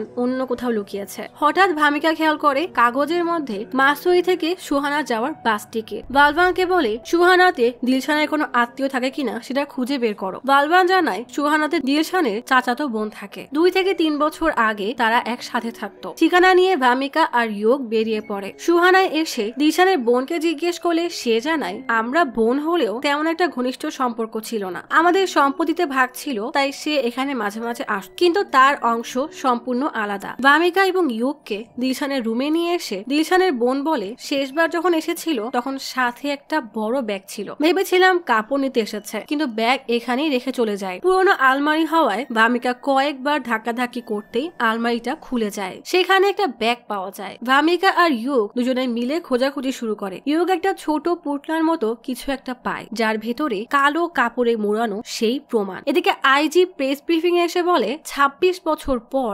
অবশেষে আমরা টাই অ্যান্ড ডাই খুনিকে ধরতে পেরেছি। পুলিশ খুনি ব্রহ্মাদত্তকে ধরে ফেলেছে আর সে সবকিছু কনফেস করেছে। ঠিক তখনই ভামিকা আসে। ভামিকা আইজির কাছে এসে একটা ফাইল দিয়ে বলে, নতুন তথ্য পেয়েছি। আইজির মুখ ফ্যাকাশে হয়ে যায়। সাংবাদিকরা প্রশ্ন করা শুরু করে যে নতুন কি পাওয়া গেছে। আইজি ইনিয়ে বিনিয়ে ব্যাপারটা চাপা দেওয়ার চেষ্টা করলেও সাংবাদিকরা বারবার প্রশ্ন করতে থাকে। আইজি ভামিকাকে বলে, বাকি তথ্য ভামিকাই বলবে। আইজি ভামিকাকে ধীরে ধীরে বলে, যদি পুলিশের সম্মান নষ্ট হয় তোমার চাকরিও কিন্তু থাকবে না। ভামিকা ভয়ে ভয়ে ব্রিফিং দেওয়া শুরু করে। করে। ভামিকা বলে আইডি স্যার যেমনটা বলেছে দিলশানের হত্যা ব্রহ্মাদাতই করেছে, কিন্তু সে টাই অ্যান্ড ডাই কেসের খুনি না। ব্রহ্মাদাত আসলে খুনিকে বাঁচানোর জন্য দিলশানকে হত্যা করেছে। দিলশানের কাছে খুনির বিপক্ষে কিছু প্রমাণ ছিল যেটা দিয়ে খুনিকে ধরা যেত, আর প্রমাণ হলো 10 নম্বর ভিকটিম মানে শৌরিয়ার গার্লফ্রেন্ড পলকের সেই হেয়ার ক্লিপ। 26 বছর আগে খুনির শেষ টার্গেট পলক রানাকে মারার সময় পলক নিজেকে বাঁচানোর জন্য তার এই হেয়ার ক্লিপ দিয়ে খুনির গলায় আঘাত করে, কিন্তু শেষ পর্যন্ত বাঁচাতে পারেনি। পলককে মারা হয়ে গেলে সেখানে ব্রহ্মাদাত চলে আসে। খুনি সেখান থেকে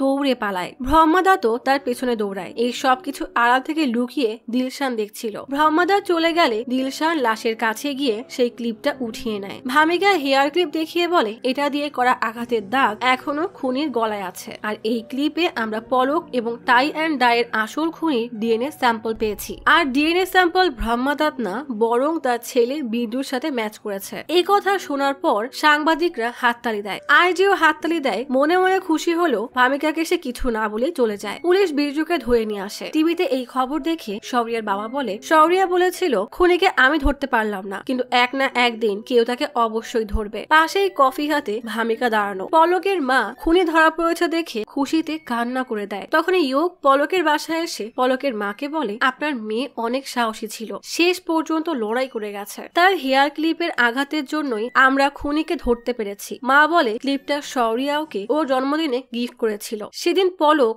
স্টুডিও থেকে আমাকে কল করে জানিয়েছিল। ইয়োগ অবাক হয়ে জিজ্ঞেস করে শৌরিয়া আন্তওয়ালার কথা বলছেন? মা বলে হ্যাঁ, তুমি তাকে চেনো? সেও পুলিশে ছিল, অনেক ভালো, আমার সাথে দেখা করতে আসতো, অনেক ভালোবাসতো পলককে বাঁচাতে না পারার জন্য আফসোস করতো। তার উপর ইনকোয়ারি বসেছিল, তাই সে সাসপেন্ড হয়েছিল, কিন্তু পরে ইনকোয়ারি শেষে তার নাম ক্লিয়ার করে দেয়। এরপর থেকেই আশা বন্ধ করে দেয়, কলও দিত না। অনেক বছর হয়ে গেছে। ইয়োগ জিজ্ঞেস করে শেষ কবে কথা হয়েছিল? 2001 সালে। মা বলে তা তো মনে নেই। যখন হারদেব তিওয়ারির মেয়ে অদিতির লাশ গঙ্গায় পাওয়া যায় তার আশেপাশের সময় হবে, সে তো অনেক পুরনো কথা। রাত 11:11 ইয়োগ শৌরিয়ার সাথে কথা বলার চেষ্টা করে, কিন্তু শৌরিয়া কোনো রেসপন্স করে না, মনের কষ্টে চুপ করে শুয়ে আছে। ইয়োগ বলে যদি আপনি শুনতে পান তাহলে বলতে চাই আমরা টাই অ্যান্ড ডাই কিলারকে ধরেছি, সে এখন পুলিশের হেফাজতে আছে। শৌরিয়া ওয়াকিটকি নিয়ে ইয়োগকে জিজ্ঞেস করে প্রমাণ কি? ইয়োগ বলে আপনি যে ক্লিপ পলকে গিফট করেছিলেন সেটা। আপনি 1990 সালে কিছু করতে পারেননি, কারণ তখন ডিএনএ টেকনোলজি আবিষ্কার হয়নি। শৌরিয়া ওয়াকিটকি অফ করে দেয়। টেবিলে রাখা পলকের ছবি দেখে তার কথা মনে করতে থাকে। থিয়েটারে এসে দুটো টিকিট কেটে ভেতরে এসে একাই বসে থাকে। অপর সিটে হাত রেখে পলকের কথা মনে করে তার চোখ থেকে টপ টপ করে পানি পড়ে। এদিকে ভামিকা অটোপসি রুমে এসে ডক্টরকে জিজ্ঞেস করে কঙ্কালে মেটাল কিছু আছে? ডক্টর না বললে ভামিকা সরি বলে বের হতে গেলেই ডক্টর ভামিকাকে বলে শৌরিয়ার সম্পর্কে কিছু জানতে পারলে অবশ্যই বলবো। 15 বছর হয়ে গেছে, তোমার মুভ অন করা উচিত। বাইরে ইয়োগ ভামিকার জন্য অপেক্ষা করছে। ভামিকা বের হয়ে ইয়োগকে দেখে বলে আমার পিছু করছিস কেন? ইয়োগ বলে বলবান বলল আপনি এখানে। ভামিকা ইয়োগের দিকে এক নজরেই তাকিয়ে থাকে। ইয়োগ ভামিকার গলায় হাত দিয়ে বলে এখনো ক্ষতটা ঠিক হয়নি? ভাগ্য ভালো বেশি জোরে লাগেনি। ভামিকা বলে আমার তো মনে হয় আমি তো শুধু নিজের জন্য না, বরং আমার আশেপাশের মানুষের জন্যও অনেক আনলাকি। যারই কেয়ার করি না কেন তাকেই হারিয়ে ফেলি। ইয়োগ বলে কখনো কখনো সবচেয়ে খারাপ জিনিসটা সবচেয়ে ভালো মানুষের সাথেই হয়। গল্প চলে আসে 1999 সালের 21শে ডিসেম্বর মাসুরির সঞ্জি গ্রামে। ছোট্ট ইয়োগ রাতে বাসায় ফিরে বড় ভাইকে ডাকতে থাকে, কিন্তু তার কোনো সাড়া পায় না। সিঁড়ি বেয়ে উপরে উঠে দেখে বিছানার চাদর রক্তে ভিজে গেছে, পাশেই তার ভাই নিস্তেজ হয়ে পড়ে আছে। ইয়োগ চিৎকার করে ভাইকে ডাকতে থাকে। 16 ফেব্রুয়ারি 1999 সাল পাহাড়ের চূড়ায় বসে দুই ভাই সূর্যাস্ত দেখছে। ছোট্ট ইয়োগ জিজ্ঞেস করে মানুষের জন্য ঘুম কেন দরকার? ভাই বলে কারণ সারাদিন কাজ শেষে ব্রেইন বলে আরাম করো। ইয়োগ জিজ্ঞেস করে কাজ করা কেন দরকার? ভাই বলে কাজ না করলে খাবো কি? তুমি এত প্রশ্ন করো, আমার মনে হয় তুমি বড় হয়ে অনেক নাম করবে। কোনো এক কারণে ইয়োগের বড় ভাইকে পুলিশ ধরে নিয়ে যায়। ছাড়া পর একদিন রাতে ইয়োগ বাসায় এসে দেখে তার ভাই নিজেকে শেষ করে দিয়েছে। গল্প চলে আসে বর্তমানে 2016 সালের 23শে নভেম্বর পুলিশ হেডকোয়ার্টারে। ইয়োগ শৌরিয়ার ফাইল দেখে ভাবে হয়তো অতীতকে পরিবর্তন করে সে তার ভাইকে শৌরিয়ার মাধ্যমে বাঁচাতে পারবে, কিন্তু সে সময় শৌরিয়া কোথায় ছিল এটাই আগে খুঁজে বের করতে হবে। এক বিয়ের অনুষ্ঠানে ভামিকাকে অনেক খুশি দেখে তার মা এক মহিলাকে তার ভাইয়ের জন্য ভামিকার বিয়ের প্রস্তাব দিলে মহিলাটা উল্টা ভামিকা আর তার মাকে অপমান করে চলে যায়। ভামিকা রেগে মাকে বলে এসবের কি খুব দরকার ছিল? মা রেগে বলে ওই পলাতক আসামি শৌরিয়ার জন্য আর কত সময় নষ্ট করবি? ভামিকা রাগে গিয়ে কান্না করতে করতে শৌরিয়ার বাবার কাছে আসে। ইয়োগ আইজি অফিসে এসে জুয়ালকে জিজ্ঞেস করে, অদিতির কেস আপনি সামলাচ্ছিলেন তাই না? তখন শৌরিয়া নামের এক আইও ছিল, তার সম্পর্কে কিছু জানেন? রেকর্ড চেক করে দেখেছি 2000 সালে কোয়ার্টারে থাকতো, কিন্তু 2001 সালে তার আর কোনো রেকর্ড নেই। জুয়াল বলে শৌরিয়া মিসিং হয়েছিল, শৌরিয়া মিসিং হয়ে গিয়েছিল, তাই তার কোনো রেকর্ড নেই, দুর্নীতি করেছিল, আইজি ইনকোয়ারি বসালে পালিয়ে যায়। ইয়োগ জিজ্ঞেস করে কেসের ইনচার্জ কে ছিল? আপনি ফাইল দেন, আমি সব জেনে নিচ্ছি। জুয়াল রেগে বলে, এত জিজ্ঞাসাবাদ কেন করছিস? তোর সাথে শৌরিয়ার কি সম্পর্ক? তখনই জুয়ালের একটা কল আসে। সুযোগের সদ্ব্যবহার করে ইয়োগ বলে, আচ্ছা আমি আইজি অফিস থেকে জেনে নিচ্ছি, বলেই দেয় দৌড়। ভামিকা শৌরিয়ার বাবাকে জিজ্ঞেস করে, শৌরিয়া কি কখনো ফিরে আসবে? সে আমাকে আর আপনাকে এভাবে রেখে পালিয়ে কেন গেল? বাবা বলে, এই প্রশ্নের উত্তর তো আমিও খুঁজছি। সময় অনেক রহস্য আড়াল করে রাখে। অ্যাডভেইট বেদান্ত সম্পর্কে জানিস? তার বিশ্বাস সময় একটা ভ্রম। এরপর 3টা ঘড়ির ডায়াল নিয়ে বলে, মনে কর এটা অতীত, এটা বর্তমান আর এটা ভবিষ্যৎ। আমাদের মনে হয় সময় অতীত থেকে বর্তমান, এরপর ভবিষ্যতে যায়, কিন্তু খেয়াল করলে বুঝবি আমরা কখনো অতীত বা ভবিষ্যৎ অনুভব করিনি। অতীত শুধু একটা স্মৃতি যেটা আমরা বর্তমানে বুঝতে পারি, আবার ঠিক তেমনই ভবিষ্যৎ আমাদের কল্পনা, সেটাও আমরা বর্তমানে বুঝতে পারি। তাই বলা যায় না আছে অতীত না আছে ভবিষ্যৎ, আছে শুধু বর্তমান। আর আমাদের কনসিয়াসনেস আছে বলেই বর্তমান আছে, না হলে সময় বলতে কিছুই নেই। আমাদের মতো সায়েন্টিস্টরা যারা লজিকে বিশ্বাস করে, তাদের কাছে অতীত, বর্তমান আর ভবিষ্যতের মধ্যে তেমন কোনো পার্থক্য নেই। এটা আসলে একটা ভ্রম। এই জন্য আমার মনে হয় শৌরিয়া এখানে আমার সাথেই আছে, তার উপস্থিতি আমি অনুভব করতে পারি। গল্প চলে আসে 1997 সালের 26 জুন। ভামিকা শৌরিয়ার ডেস্কে একটা ধন্যবাদ কার্ড আর কমলা রেখে টেবিল গুছিয়ে রাখছে। ওয়াকি টকি ধরতেই এক অফিসার এসে বলে, ওটাই হাত দিও না, ওটা তো শৌরিয়ার লাকি চার্ম। ভামিকা পাত্তা না দিয়ে ওয়াকি টকির নিচে একটা স্মাইল এঁকে দেয়। শৌরিয়া জিজ্ঞেস করে, কি করছো? ভামিকা বেশ ঘাবড়ে যায়। শৌরিয়ার টেবিলের কার্ড খেয়াল করে হাতে নিয়ে দেখে তাতে লেখা, সবসময় গাইড করার জন্য থ্যাংক ইউ। শৌরিয়া বলে, ধন্যবাদ যখন দিয়েই দিয়েছো তখন একটা কথা মাথায় রাখবে, অল্পতেই ঘাবড়াবে না, জীবনকে হাওয়ায় মিঠার মতো উঠতে দাও, দেখো কোথায় গিয়ে ঠেকে। ভামিকা এসব মনে করতে করতে শৌরিয়ার বাবা কিছু ফাইল দিয়ে বলে, এগুলো নিয়ে যাও, হয়তো কোনো কাজে লাগবে। 10ই ডিসেম্বর 1998 রাত 8টা একটা ট্রাক দেহরাদুনের রাস্তা দিয়ে যাচ্ছে। ইসি রোডের ব্রিজে আসলে পেট্রোলিং পুলিশ ট্রাক দাঁড় করায়। ড্রাইভার নেমে এক প্যাকেট টাকা এনে ইন্সপেক্টরকে ধরিয়ে দিয়ে বলে, চাল নিয়ে যাচ্ছি। ইন্সপেক্টর কষে এক চর বসিয়ে দেয়। ট্রাক চেক করে দেখা যায় তাতে কাঠ। ইন্সপেক্টর ড্রাইভারকে চর মেরে জিজ্ঞেস করে, তুই সুলতানের জন্য কাঠ পাচার করছিস তাই না? ড্রাইভার বলে, আপনি মনে হয় নতুন ইউনিফর্ম পরেছেন, সুলতানের ট্রাক আটকানোর সাহস কারণ নেই। ইন্সপেক্টর হেসে বলে, কিভাবে বুঝে গেলি? আসলেই এই ইউনিফর্ম ভাড়া করা, আর আমরাও নকল পুলিশ, তবে এই বন্দুকটা আসল। ড্রাইভার হতবাক হয়ে বলে, তুই বাবলু বারুদ? বাবলু ড্রাইভারকে গুলি করে ট্রাক নিয়ে চলে যায়। আসলে এই বাবলু বারুদ এক কুখ্যাত আসামি, যার নামে মার্ডার, কিডন্যাপিং, স্মাগলিং এর মতো অসংখ্য কেস ফাইল হয়েছে। বাবলু ধারামবীর দরবারের জন্য কাজ করত, যে কিনা কাঠ পাচারকারী হিসেবে পরিচিত। পরের দিন জুয়াল তার আন্ডারের সবাইকে বাবলু আর ধারামবীরের হিস্ট্রি বলে। ধারামবীরের বেশ কিছু পলিটিক্যাল কানেকশন আছে। পরের ছবিতে দেখানো হয় টি.কে. সুলতানিকে, যে কিনা ধারামবীরের একমাত্র প্রতিপক্ষ। জুয়াল বলে, গত রাতে বাবলু সুলতানের ট্রাক থামিয়ে সেটা লুট করে নেয়, আর এখান থেকেই তাদের মধ্যে যুদ্ধ শুরু হয়। গতকাল রাতেই সুলতানি তার এক লোক পাঠায় ধারামবীরের ফ্যাক্টরিতে, যে কিনা বাবলুর পরিচিত। সুলতানির লোক এসে বাবলুর গ্যাংকে মেরে ফেলে। ভয়ে বাবলু পালাতে গেলে সুলতানির লোক তাকেও ধরে কাঠ কাটার মেশিনের সামনে নিয়ে আসে। বাবলু নিজেকে বাঁচাতে লকারে চাবি দিয়ে দেয়। সাথে সাথেই সুলতানির লোক বাবলুকে গুলি করে দেয়। এরপর লকার থেকে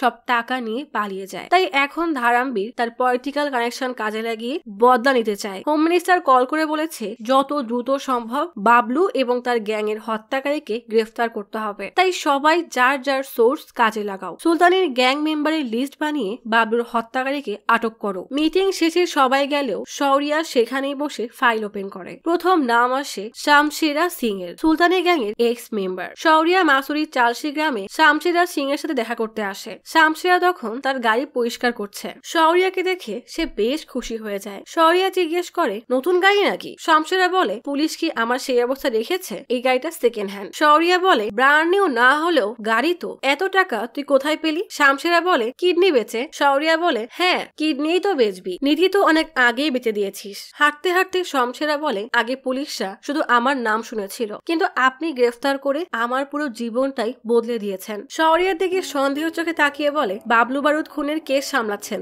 তাই না? তাহলে আপনি ভুল জায়গায় এসেছেন, কারণ আমি গতকাল বাসায় ছিলাম। এখন আমার রাস্তা হরিদ্বার থেকে ঋষিকেশ আর ঋষিকেশ থেকে হরিদ্বার। পর্যটকদেরকে নিয়ে এটুকুর মধ্যেই ঘুরে বেড়াই। ঠিক তখনই শামশেরার মেয়ে গরিমা স্কুল থেকে ফিরে শৌরিয়াকে দেখে কাকা বলে ডাকে। শামশেরা বলে, ওর সামনে কিছু বলবেন না প্লিজ। গরিমা কাছে এসেই আগেই জিজ্ঞেস করে, বাবলু বারুদের কেসে তদন্ত চলছে তাই না? শৌরিয়া বলে, আমি তো এমনি এসেছিলাম, ভাবলাম দেখা করে যাই। গরিমা বলে, ঠিক আছে তাহলে খাবারটা খেয়েই যাও, আমি নিজে রান্না করেছি। বলেই শৌরিয়ার হাত ধরে টেনে নিয়ে আসে। শামশেরা আর শৌরিয়া বসে একসাথে খাচ্ছে। দূর থেকে কেউ একজন তাদের ছবি তুলে নেয়। গরিমা শৌরিয়াকে বলে, বাবলুর হত্যার পিছনে ধারামবীরের কেউই আছে। ধারামবীর আইজিকে বলে, আপনারা পুলিশ কি করছেন? সবাই জানে এই কাজ সুলতানি করেছে, তারপরও ওকে গ্রেফতার করা হয়নি কেন? গরিমা শৌরিয়াকে বলে, বাবলুর সাথে তার 4 সঙ্গী ছিল, সবার কাছেই বন্দুক ছিল, কিন্তু কেউ গুলি করার সময় পায়নি, কারণ তারা কখনো চিন্তাই করেনি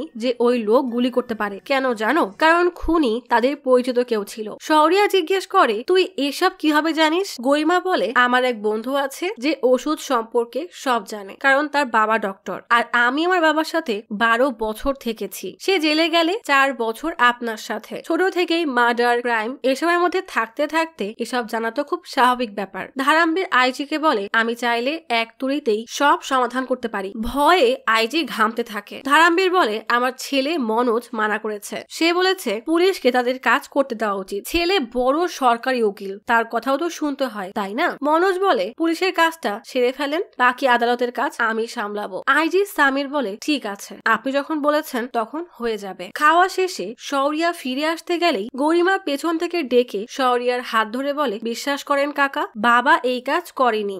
আগেও সে শুধু পাচারের কাজ করত, কিন্তু কাউকে কখনো খুন করেনি। বলেই একটা ক্যাসেট দিয়ে বলে, আপনার পছন্দের সব গান এখানে আছে, শুনে বলবেন কেমন হয়েছে। সন্ধ্যায় সুলতানি তার মেয়ে শ্যামলীকে সুইমিং শেখাচ্ছিল। তখনই তার লোক রকি এসে বলে, আপনার জন্য কিছু এনেছি। রকি সকালে শামশেরার বাসায় তোলা ছবি দিয়ে বলে, শামশেরার রিটায়ারমেন্ট এভাবেই চলছে। আমার মনে হয় টিম্বার কাঠের খবরটা শামশেরাই বাবলুদেরকে দিয়ে দিয়েছিল, না হলে বাবলু কিভাবে জানবে? সুলতানি বলে, জানিস তো, মাথা ব্যথা হয়ে গেলে কিভাবে সারাতে হয়। গল্প চলে আসে 2016 সালের 24 নভেম্বর ঋষিকেশে। গ্রাফটিং এরিয়াতে ইয়োগ ফাইল হাতে দাঁড়িয়ে আছে। গ্রাফটিং শেষে একজন উঠে আসলে ইয়োগ জিজ্ঞেস করে, আপনি তো মোহিত কুল্লার তাই না? লোকটা হ্যাঁ বলতে ইয়োগ ফাইল খুলে জিজ্ঞেস করে, ইন্সপেক্টর শৌরিয়ার উপরে ঘুষের অভিযোগ কি আপনি করেছিলেন? পুরো কেস আপনার বয়ানের উপরে ভরসা করে বানানো হয়েছে। মোহিত একটা হাসি দিয়ে বলে, আরে স্যার, শৌরিয়া ওপেনলি ঘুষ চাইতো, আপনি তো জানেন না তার অফিসের সব জায়গায় কারি কারি বান্ডিল পাওয়া গিয়েছিল।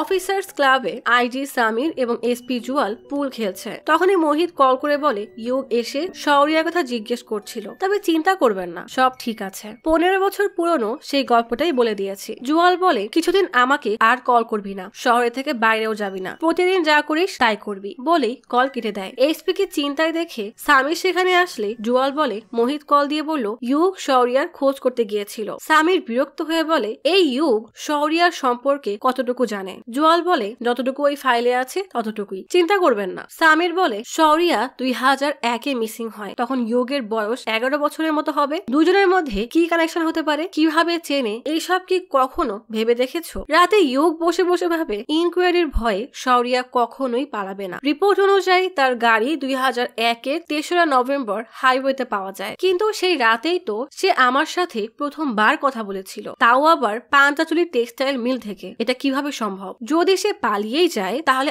আমাকে কেস সলভের জন্য কেন বলবে? নিশ্চয়ই পুরো দুর্নীতির কেসটাই সাজানো। শৌরিয়া ভাই নির্দোষ, প্রমাণ আর সাক্ষী দুটোই সাজানো হয়েছে। এত বড় প্ল্যান পুলিশের সাহায্য ছাড়া করা সম্ভব না। ডিপার্টমেন্টের মধ্যে কেউ তো আছে যে শৌরিয়া ভাইকে ভালো করে চিনত, তার মানে শৌরিয়া আসলে মিসিং হয়নি, তাকে খুন করা হয়েছে। একজন আরতির থালা নিয়ে আসলে ইয়োগ প্রণাম করে হাসি দিয়ে দেখে শৌরিয়ার বাবা, কিন্তু ইয়োগ তাকে চেনে না। অদিতি শামশেরার সাথে কথা বলে শৌরিয়া থানায় ফিরে আসলে ধারামবীরের ছেলে মনোজ তাদের এক লোক নিয়ে তার কাছে আসে। শৌরিয়া অনেকগুলো ছবি সামনে রেখে মনোজের লোককে জিজ্ঞেস করে, এদের মধ্যে কেউ কি সেদিনকে ছিল? লোকটি মনোজের দিকে তাকিয়ে শামশেরার ছবি দেখিয়ে বলে, এই লোকটাই ছিল। শৌরিয়া জিজ্ঞেস করে, শিওর তো এই লোকটাই ছিল? ছবি হাতে নিতেই তার শুধুমাত্র গরিমার কথাই মনে পড়ছে, সে বলেছিল শামশেরা এই কাজ করেনি। শৌরিয়া দ্বিধায় পড়ে যায়। ঘড়িতে 11টা 11 বেজে যায়। ইয়োগ শৌরিয়া দুজনেই ওয়াকিটকি অন করে। শৌরিয়া অবাক হয়ে বলে, ইয়োগ আরিয়া 8 বছর পরে? ইয়োগ বলে,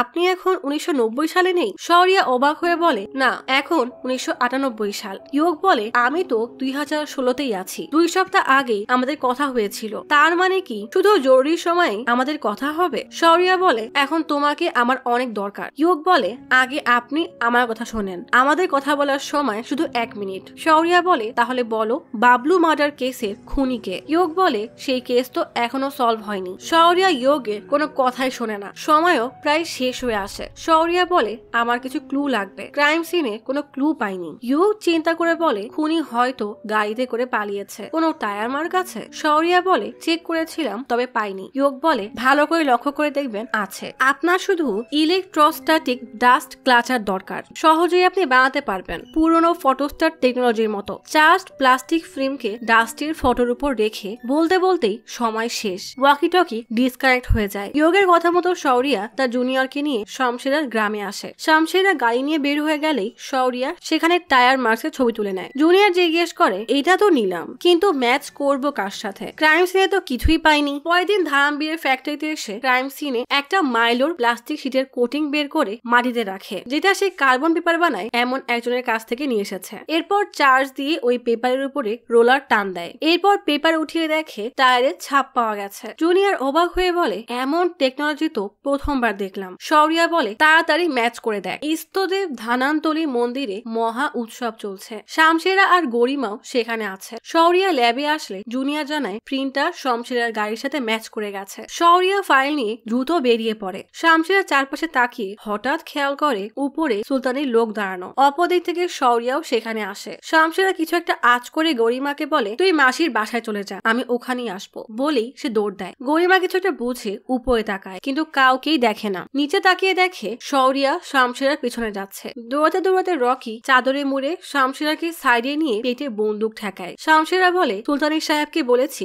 আমি এই কাজ আর করব না। রকি বলে, হ্যাঁ করবে না, কারণ এখন তুই পুলিশের হয়ে কাজ করিস। ঠিক তখনই শৌরিয়াও বন্দুক তাক করে শামশেরাকে বলে, সারেন্ডার করে দে। আমি জানি তুই এখনো সুলতানের হয়েই কাজ করছিস। বাবলু বারুদকে তুই মেরেছিস, আমাদের কাছে প্রমাণ আছে। রকি বন্দুকটা সরিয়ে নিলে শামশেরা রকিকে ধাক্কা মেরে চলে যায়। শৌরিয়া শামশেরার পেছনে যায় আর রকি অন্যদিকে দৌড় দেয়। দৌড়াতে দৌড়াতে শামশেরা গাড়ির কাছে এসে গাড়ি নিয়ে বের হয়ে যায়। শৌরিয়া তার গাড়িতে ওঠে। পাহাড়ি সরু রাস্তায় দুজনে জোরে গাড়ি চালাচ্ছে। শামশেরার গাড়ির পেছনে গরিমা লুকিয়ে আছে। হঠাৎ এক ঝড়ো হাওয়ায় ভামিকার পাশের ফাইলের সব উড়ে যায়। ইয়োগের ক্রাইম বোর্ডে লেখা ওঠে, যদি অতীত বদলায় তাহলে বর্তমানও বদলাবে। লাইট টিম টিম করে জ্বলতে থাকে, কিন্তু ইয়োগ কম্পিউটারের সামনে বাবলু মার্ডার কেসের খবর পড়তে পড়তে ঘুমিয়ে গেছে, তাই এসব টেরই পায় না। শামশেরা গারওয়াল কেটলার গেট ভেঙে ভেতরে ঢোকে। গাড়ি থেকে নেমেই দৌড়ে পালায়। শৌরিয়া তার পিছু পিছু যায়। রকিও সেখানে স্নাইপার নিয়ে চলে আসে। শৌরিয়া শামশেরাকে ধরে ফেললে তাদের মধ্যে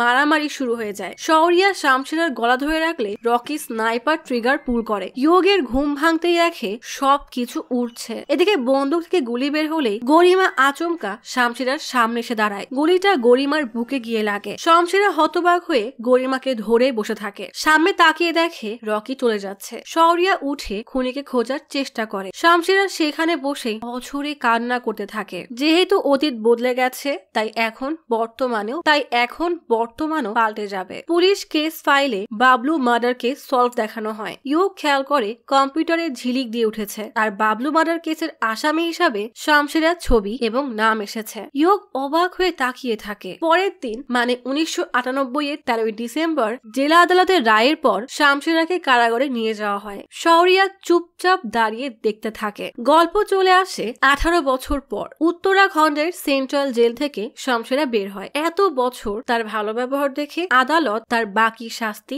মাফ করে দিয়েছে। গল্প চলে আসে 24 নভেম্বর 2016 সালে সুলতানিয়ার বাসায়। সুলতানিয়ার মেয়ে পুরোপুরি মাদকাসক্ত হয়ে গেছে। ড্রাগ নিয়ে বেলকনি বেয়ে উঠে উদ্ভট আচরণ করতে থাকে। আচমকাই হাত পিছলে সুইমিং পুলে পড়ে যায়। ভামিকার মা রুমে এসে দেখে ভামিকা তাকে না বলেই বেশ ভোরেই বের হয়ে গেছে, মানে সে এখনো মায়ের উপর রেগে আছে। ভামিকা থানায় আসতেই জুয়াল জিজ্ঞেস করে, ইয়োগ শৌরিয়ার ব্যাপারে জানতে আমার কাছে এসেছিল, এদের মধ্যে কি কোনো কানেকশন আছে? ভামিকা অবাক হয়ে বলে, না স্যার। জুয়াল বলে, কোল্ড কেস টিমের হেড হিসাবে তোমার নিজের টিমের ব্যাপারে জানা উচিত। বলেই সেখান থেকে চলে যায়। তখনই মা কল করলে ভামিকা রেগে কল কেটে দেয়। হেরিটেজ রিহাব সেন্টারে সুলতানিয়া শ্যামলীকে জিজ্ঞেস করে, তুমি এমন কেন করো? শ্যামলী বলে, এই এরিয়ার সব থেকে বড় ড্রাগ ডিলার আমার বাবা, তাই। সুলতানিয়া রাগে কিছুই বলতে পারে না। তখনই একজন স্টাফ এসে বলে, এখানে ভিজিটর অ্যালাউ না, আপনাকে এখন যেতে হবে। সুলতানিয়া শ্যামলীকে বলে, তোমাকে খুব তাড়াতাড়ি বাসায় নিয়ে যাব, বলেই চলে যায়। থানায় কোল্ড কেস ইউনিটে সবাই মিলে পুরনো আনসলভ কেসের লিস্ট করতে বসেছে। ইয়োগ বলে, 1998 সালে বাবলু বারুদ মার্ডার কেসের নামও লিখে রাখো। বালবান বলে, সেই কেস তো কবেই সলভ হয়ে গেছে। ইয়োগ বলে, কিন্তু আমার মনে হয় ভুল মানুষকে ফাঁসানো হয়েছে। শামশেরা স্মাগলিং করলেও খুন করতে পারে না। ভামিকা এসে রেখে বলে, কোর্ট এই কেসের রায় শুনিয়ে দিয়েছে, তুমি এই কেস নিয়ে এত আগ্রহী কেন? ইয়োগ বলে, 18 বছর ধরে ক্রিমিনাল আমাদেরকে বোকা বানিয়ে বাইরে ঘুরে বেড়াচ্ছে, আর একজন ইনোসেন্ট মানুষ কেন শাস্তি পাবে? ভামিকা বলে, কিন্তু সব কেস রেখে তুমি এই কেসের পেছনে কেন পড়ে আছো? ইয়োগ বলে, শামশেরা তখনকার সময়ে একজন লেজেন্ড ছিল, সে সবকিছু খুব পারফেক্টলি প্ল্যান করত। এত প্রফেশনাল ক্রিমিনাল নিজের নামে রেজিস্টার করা গাড়ি নিয়ে কেন খুন করতে যাবে? তার প্রোফাইল কোনোভাবেই খুনের সাথে ম্যাচ করছে না। ভামিকা রেগে বলে, আমি জানি তুমি কিছু একটা লুকাচ্ছ, তোমার আসল মতলব অন্য কিছু। এভাবে টিমে কাজ করা সম্ভব না, আমাকে সত্যিটা বলো। ইয়োগ বলে, আমি বললে আপনি বিশ্বাস করবেন না। ভামিকা বলে, একবার বলে তো দেখো। ইয়োগ বলতেই যাবে, ঠিক তখনই একটা কল আসে। বালবান কল রিসিভ করে বাকিদেরকে জানায়, আইজি স্যার ইমার্জেন্সি মিটিং এ ডেকেছে, কোনো হাই প্রোফাইল কিডন্যাপিং এর কেস। মিটিং এ আইজি সামির ছবি দেখিয়ে বলে, এর নাম শ্যামলী, বয়স 25 বছর, তার বাবা সুলতানিয়া একজন বিখ্যাত ইন্ডাস্ট্রিয়ালিস্ট, সেই সাথে তার পলিটিক্যাল কানেকশনও আছে। আধা ঘন্টা আগে শ্যামলীকে রিহ্যাব সেন্টার থেকে কিডন্যাপ করা হয়েছে। ওয়াশরুমের কাছে একজন ক্রিমিনালের ফিঙ্গারপ্রিন্ট পাওয়া গেছে।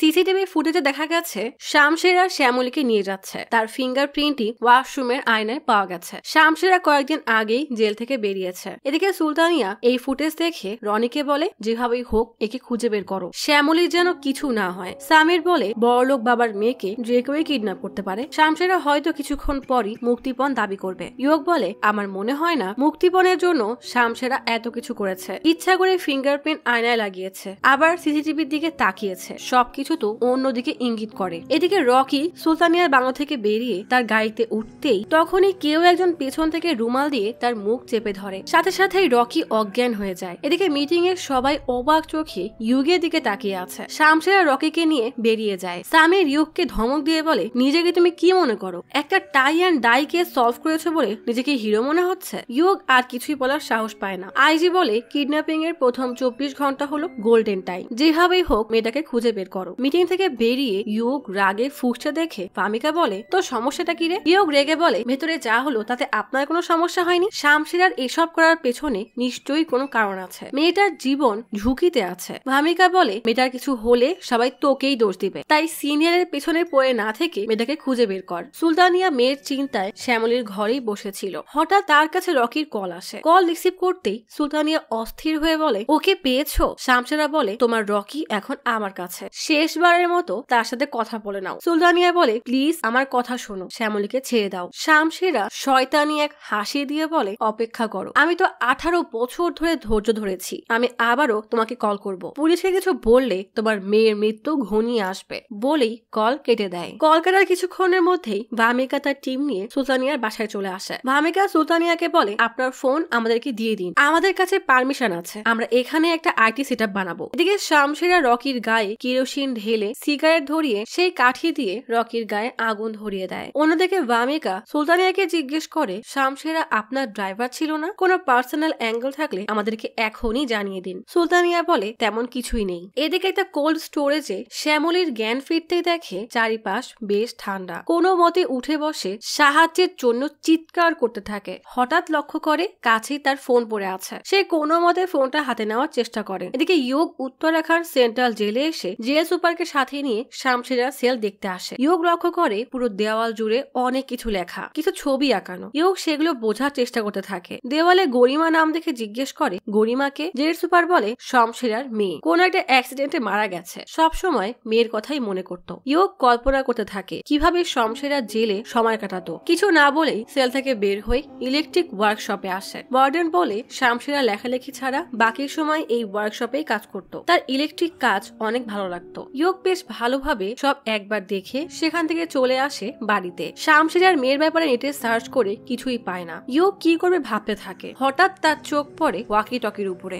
গল্প চলে আসে 13ই ডিসেম্বর 1998 সালে। শৌরিয়া গরিমার দেওয়া ক্যাসেট বের করে প্লে করতেই গরিমা বলে, আমার বাবার দেখভাল করার জন্য আমি আপনাকে ধন্যবাদ জানাতে চাই। বাবা আমাকে কথা দিয়েছে এর পরের ছুটিতে আমাকে নিয়ে দিল্লি ঘুরতে যাবে। এই সব আপনার কারণেই সম্ভব হয়েছে। এদিকে ইয়োগের ঘড়িতে তখন 11:11 বাজে। সাথে সাথে ইয়োগ শৌরিয়ার সাথে যোগাযোগ করার চেষ্টা করে। ইয়োগ বলে অতীত আবারও বদলে গেছে, বাবলু বারুদ কেস সলভ হয়ে গেছে, কিন্তু শমশেরা কি আসলেই খুনি? জেল থেকে বেরিয়ে সে একটা মেয়েকে কিডন্যাপ করেছে, তাই আমাদেরকে সাহায্য করুন। শমশেরার সাথে আসলে কি হয়েছিল? শৌরিয়া হতবাক হয়ে বলে, আমার কারণেই সব নষ্ট হয়ে গেছে। আমি তোমার থেকে সাহায্য না চাইলে এইসব কিছুই হতো না। আমার মাথা খারাপ হয়ে গিয়েছিল, তাই তোমার ওই ফিউচারের টেকনোলজিতে বিশ্বাস করেছিলাম। এদিকে সুলতানিয়া চিন্তায় পায়চারি করছে। তখনই তার ফোন বেজে ওঠে। তাকে আসলে শ্যামলী কল করেছে। ভামিকা দ্রুত লোকেশন ট্রেস করতে দেয়। এরপর কল লাউড স্পিকারে দিলে সুলতানিয়া কল রিসিভ করতেই শ্যামলী ঠান্ডায় কাঁপতে কাঁপতে বলে, এখানে অনেক ঠান্ডা। ভামিকা সুলতানিয়ার হাত থেকে ফোন নিয়ে শ্যামলীকে বলে, আমি ডিসিপি বলছি, খুব তাড়াতাড়ি তোমাকে খুঁজে বের করব। তুমি শুধু এটা বলো তোমার আশেপাশে কি আছে। শ্যামলী বলে, আমি একটা গাড়ির মধ্যে আছি। এখানে অনেক ঠান্ডা, তবে গাড়িটা বড়। ঠান্ডায় কাঁপতে কাঁপতে শ্যামলীর হাত থেকে ফোনটা পড়ে যায়। ব্যাটারি চার্জ শেষ হয়ে গেলে কল ডিসকানেক্ট হয়ে যায়। ভামিকা একটু ভেবে বলে, মনে হচ্ছে কোন স্টোরেজ ভ্যান। পিয়া লোকেশন চেক করে বলে, গুনালাটি রোডের 3 কিলোমিটারের মধ্যেই আছে। ভামিকা বলে, আমাদের এখনই সেখানে যেতে হবে। আপনারা এখানেই থাকুন আর সুলতানিয়ার উপরে নজর রাখুন। বলেই ভামিকা একাই গাড়ি নিয়ে বেরিয়ে পড়ে। ভামিকার কাছে ইয়োগের কল আসলে ভামিকা বিরক্ত হয়ে কল রিসিভ করলে ইয়োগ বলে, শামশেরার টার্গেট শ্যামলী না। যেদিন শামশেরাকে অ্যারেস্ট করা হয় সেদিন অন্য কিছু হয়েছিল। গল্প চলে আসে সেদিনের ঘটনায়। বাবাকে বাঁচাতে গিয়ে গরিমা বন্দুকের গুলিতে সেখানেই মারা যায়। শৌরিয়া শামশেরাকে জিজ্ঞেস করে, বলো কে গুলি চালিয়েছে? ওই সুলতানিয়ার লোক। শামশেরা বলে, এসব ভেবে তুমি কি করবে? মেয়েটা তোমাকে অনেক ভালোবাসতো। তুমি আমাকে অ্যারেস্ট না করতে আসলে গরিমা বেঁচে থাকতো। শৌরিয়া বলে, নিজের ভুলের দায় আমার ঘাড়ে চাপিও না। তুমি খুন না করলে ওরা আমার পেছনে পড়তো না, আর না গরিমার গুলি লাগতো। শামশেরা বলে, আমি গরিমার কসম খেয়ে বলেছিলাম আমি নির্দোষ, সব প্রমাণ মিথ্যা। আমি ভাবতে পারিনি তুমিও আমাকে এভাবে ধোকা দিবে। শামশেরাকে টানতে টানতে পুলিশের ভ্যানে তোলা হয়। শৌরিয়া থানায় এসে তার জুনিয়রকে মারতে মারতে বলে, ওই টায়ারের ছাপ নকল ছিল, তাই না? ওটা শামশেরার গাড়ির ছাপ ছিলই না। জুনিয়র বলে, আসলে উপর থেকে অনেক চাপ দিচ্ছিল, আর আপনিও কেস সলভ করার জন্য মরিয়া হয়ে উঠেছিলেন। এই জন্য আমাকে মিথ্যা প্রমাণ জোগাড় করতে বলা হয়। আমি ভেবেছিলাম আপনি ওই সরকারি উকিল মানে ধারামবীরের ছেলে মনোজের দলে। মনোজের কথাতেই আমি ভুল রিপোর্ট বানিয়েছি, তাই আমাকে দোষ দিবেন না। শৌরিয়া পাগলের মতো তাকে মারতে থাকে। প্রচুর রেগে মনোজের সাথে দেখা করতে এসে এই নকল রিপোর্টের জবাব চায়। মনোজ বলে, তোমার এত ভেবে কাজ নেই। কেস অফ করার জন্য তুমি পুরস্কার পাবে, সেটা নিয়েই খুশি থাকো। শৌরিয়া রেগে বলে, একজন নির্দোষ মানুষ জেলে, একটা মাসুম বাচ্চা মারা গেছে, আর আপনি এই কেসের ব্যাপারে কোথাও কোনো রেকর্ড পাবলিশ করবেন না। মনোজ বলে, তুমি এখন অন্য কিছু বলতে চাইলে উল্টো দোষ তোমার উপরেই পড়বে, তোমার চাকরি চলে যেতে পারে। বলেই সেখান থেকে যেতে গেলে শৌরিয়া রাগ সামলাতে না পেরে মনোজকে মারতে থাকে। মনোজের লোক এসে শৌরিয়াকে কোনো মতে ছাড়িয়ে নেয়। গল্প চলে আসে বর্তমানে। ইয়োগ ভামিকাকে বলে, শামশেরা মনে করে সুলতানিয়াই ওর মেয়েকে মেরেছে, তাই জেল থেকে বের হয়েই সে সুলতানিয়ার মেয়েকে কিডন্যাপ করে। ঠিক তখনই সুলতানিয়ার কাছে রকির ফোন থেকে কল আসে। কল রিসিভ করতেই শামশেরা বলে, তোমার পুলিশকে সব সত্যি বলাটা উচিত হয়নি, আমি তোমাকে একটা শেষ সুযোগ দিচ্ছি। এদিকে ভামিকা ইয়োগকে জিজ্ঞেস করে, তুমি এসব কোথা থেকে জানলে? ইয়োগ বলে, একজন আই উইটনেস এসব বলেছে। আসল ব্যাপার হলো শামশেরার টার্গেট সুলতানিয়া, শ্যামলী তো শুধু একটা টোপ। অন্যদিকে শামশেরা সুলতানিয়াকে বলে, তুমি যত দ্রুত পারো একা ঘাড়ওয়ালে চলে আসো। বলেই কল কেটে দেয়। ইয়োগ ভামিকাকে বলে, শামশেরা শ্যামলীকে ঠিক সেখানেই রেখেছে যেখানে তার মেয়েকে খুন করা হয়েছে, মানে ঘাড়ওয়ালের আশেপাশে। আমি এখন সেখানে যাচ্ছি। ভামিকা বলে, ঠিক আছে, আমিও যাচ্ছি। এদিকে ভামিকার মা তাকে বারবার কল দিয়েই যাচ্ছে। ভামিকা টিমকে ফোনে লোকেশন পাঠিয়ে নিজে ঘাড়ওয়ালের দিকে রওনা দেয়। এদিকে বলবান দেখে সুলতানিয়া সেখানে নেই। এটা দেখে বালওয়ানদের মাথায় তো আকাশ ভেঙে পড়ে। দ্রুত সেটা ভামিকাকে জানালে ভামিকা রেগে বলে, তুমি তখন কোথায় ছিলে? এখন এই টিম নিয়ে ঘাড়ওয়াল কেল্লায় যাও। কিছুক্ষণের মধ্যেই সুলতানিয়া ঘাড়ওয়াল কেল্লায় পৌঁছে যায়। কেল্লার ভেতরে যেতেই শামশেরাকে দেখে এগিয়ে এসে তার কলার চেপে ধরে বলে, আমার মেয়ে কোথায়? শেষে উপায় না পেয়ে হাত জোর করে কাকতি মিনতি করে বলে, আমাকে মেরে ফেলো, কিন্তু আমার মেয়েকে যেতে দাও। তখনই ইয়োগ সেখানে আসে। শামশেরা সুলতানিয়াকে বলে, ফ্রিজারে টেম্পারেচার -20°C। 5 মিনিটের মধ্যে এর ভেতরে থাকা সবাই মারা যাবে। তোমার শ্যামলী ওই যে ওইখানে। সুলতানিয়া দূরে একটা ভ্যান দেখতে পেয়ে দৌড়ে হন্যে হয়ে ভ্যানের কাছে যায়। ইয়োগ শামশেরাকে পেছন থেকে বন্দুক তাক করে। হঠাৎ লক্ষ্য করে সামনে একটা ফ্রিজার ভ্যান। ইয়োগ দ্রুত ভামিকাকে কল করে সব জানায়। শামশেরের হাতে হ্যান্ডকাফ পরলে শামশেরা বলে, আমি যা লেখার সেটা জেলের দেওয়ালেই রেখে এসেছি, এখন শুধু নিজের গুনাহ কবুল করা বাকি। এই কথা শুনে ইয়োগ অবাক হয়ে যায়। এদিকে সুলতানিয়া গাড়ির দরজা খোলার চেষ্টা করছে। ভামিকা এসে সুলতানিয়াকে পেছনে সরে যেতে বলে। এদিকে ইয়োগের মনে পড়ে শামশেরা জেলে বসে ইলেকট্রিক কাজ করত। ইয়োগ শামশেরাকে জিজ্ঞেস করে, ফ্রিজার ভ্যানে তো লিকুইড পেট্রোলিয়াম গ্যাস ব্যবহার করা হয়, তাই না? শামশেরা শয়তানের মতো হাসতে থাকে। ইয়োগ দ্রুত ভামিকাকে কল করে সব জানাতে চায়। এদিকে ভামিকা তালা ভাঙার কোনো উপায় না পেয়ে বন্দুক তাক করে তালার উপর গুলি ছুড়ে দেয়। সাথে সাথেই তালা খুলে যায়। ইয়োগ ভামিকাকে বাঁচাতে দ্রুত ভ্যানের কাছে তেড়ে আসতে থাকে। এদিকে ভামিকা ভ্যানের দরজা খুলে শ্যামলীকে বাঁচানোর জন্য ভিতরে ঢুকে পড়ে। শ্যামলীকে বাইরে বের করে আনা হয়। ভামিকা ফ্রিজার অফ করার জন্য ভেতরে থাকা সুইচ চাপ দেওয়ার সাথে সাথেই ব্লাস্ট হয়ে যায়। ব্লাস্টে ইয়োগ আর সুলতানিয়া দুই দিকে ছিটকে পড়ে। ভামিকার মা ঘুমের মধ্যে আটকে ভামিকার নাম ধরে চিৎকার করে ডাকে। সুলতানিয়ার লাশ তুলে নিয়ে যাওয়া হয়। ইয়োগ এখনো শকের মধ্যে আছে। ইয়োগ ভামিকার লাশের উপর থেকে কাপড় সরাতেই ভামিকার পোড়া বিভৎস চেহারা দেখে ভয়ে পেছনে সরে যায়। মাটিতে পড়ে থাকা শওরিয়ার ঘড়িটা জলদি কুড়িয়ে নেয়। কেটে যায় কয়েকটা দিন। শওরিয়া কাজ শেষ করে বাড়ি ফিরছে, তখনই তার ওয়াকি টকি বেজে ওঠে। ইয়োগ শওরিয়াকে বলে, শেষবারের মতো আমাকে সাহায্য করেন, একজন অফিসারকে বাঁচাতে হবে, তার নাম ভামিকা, সে একটা অ্যাক্সিডেন্টে মারা গেছে। ভামিকার কথা শুনে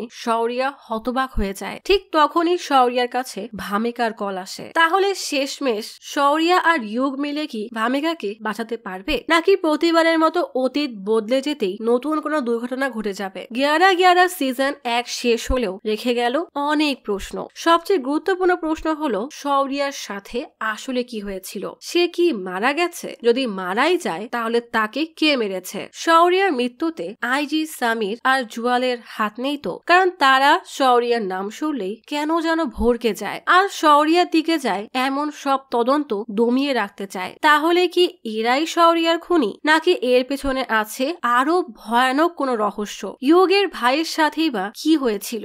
এই সব প্রশ্নের উত্তর জানতে অপেক্ষা করতে হবে গিয়ারা গিয়ারা সিজন 2 এর জন্য। তবে দুঃখের বিষয় হলো সিজন 2 এর রিলিজ ডেট এখনো জানানো হয়নি। তবে এটা নিশ্চিত, সিজন 2 আসার সঙ্গে সঙ্গেই আমি অবশ্যই আপনাদের জন্য এক্সপ্লানেশন নিয়ে আসবো।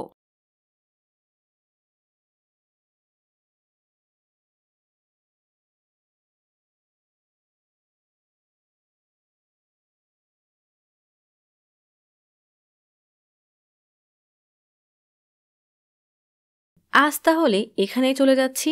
শীঘ্রই ফিরবো নতুন অথবা পুরাতন ইউনিক কোনো মুভির গল্প নিয়ে। ফিরে আসা পর্যন্ত লাইক, কমেন্ট এবং সাবস্ক্রাইব করে অচিরার গপ্পসপের সাথেই থাকুন। পাশে থাকা বেল আইকনটি ক্লিক করে রাখুন। দেখা হবে পরের ভিডিওতে।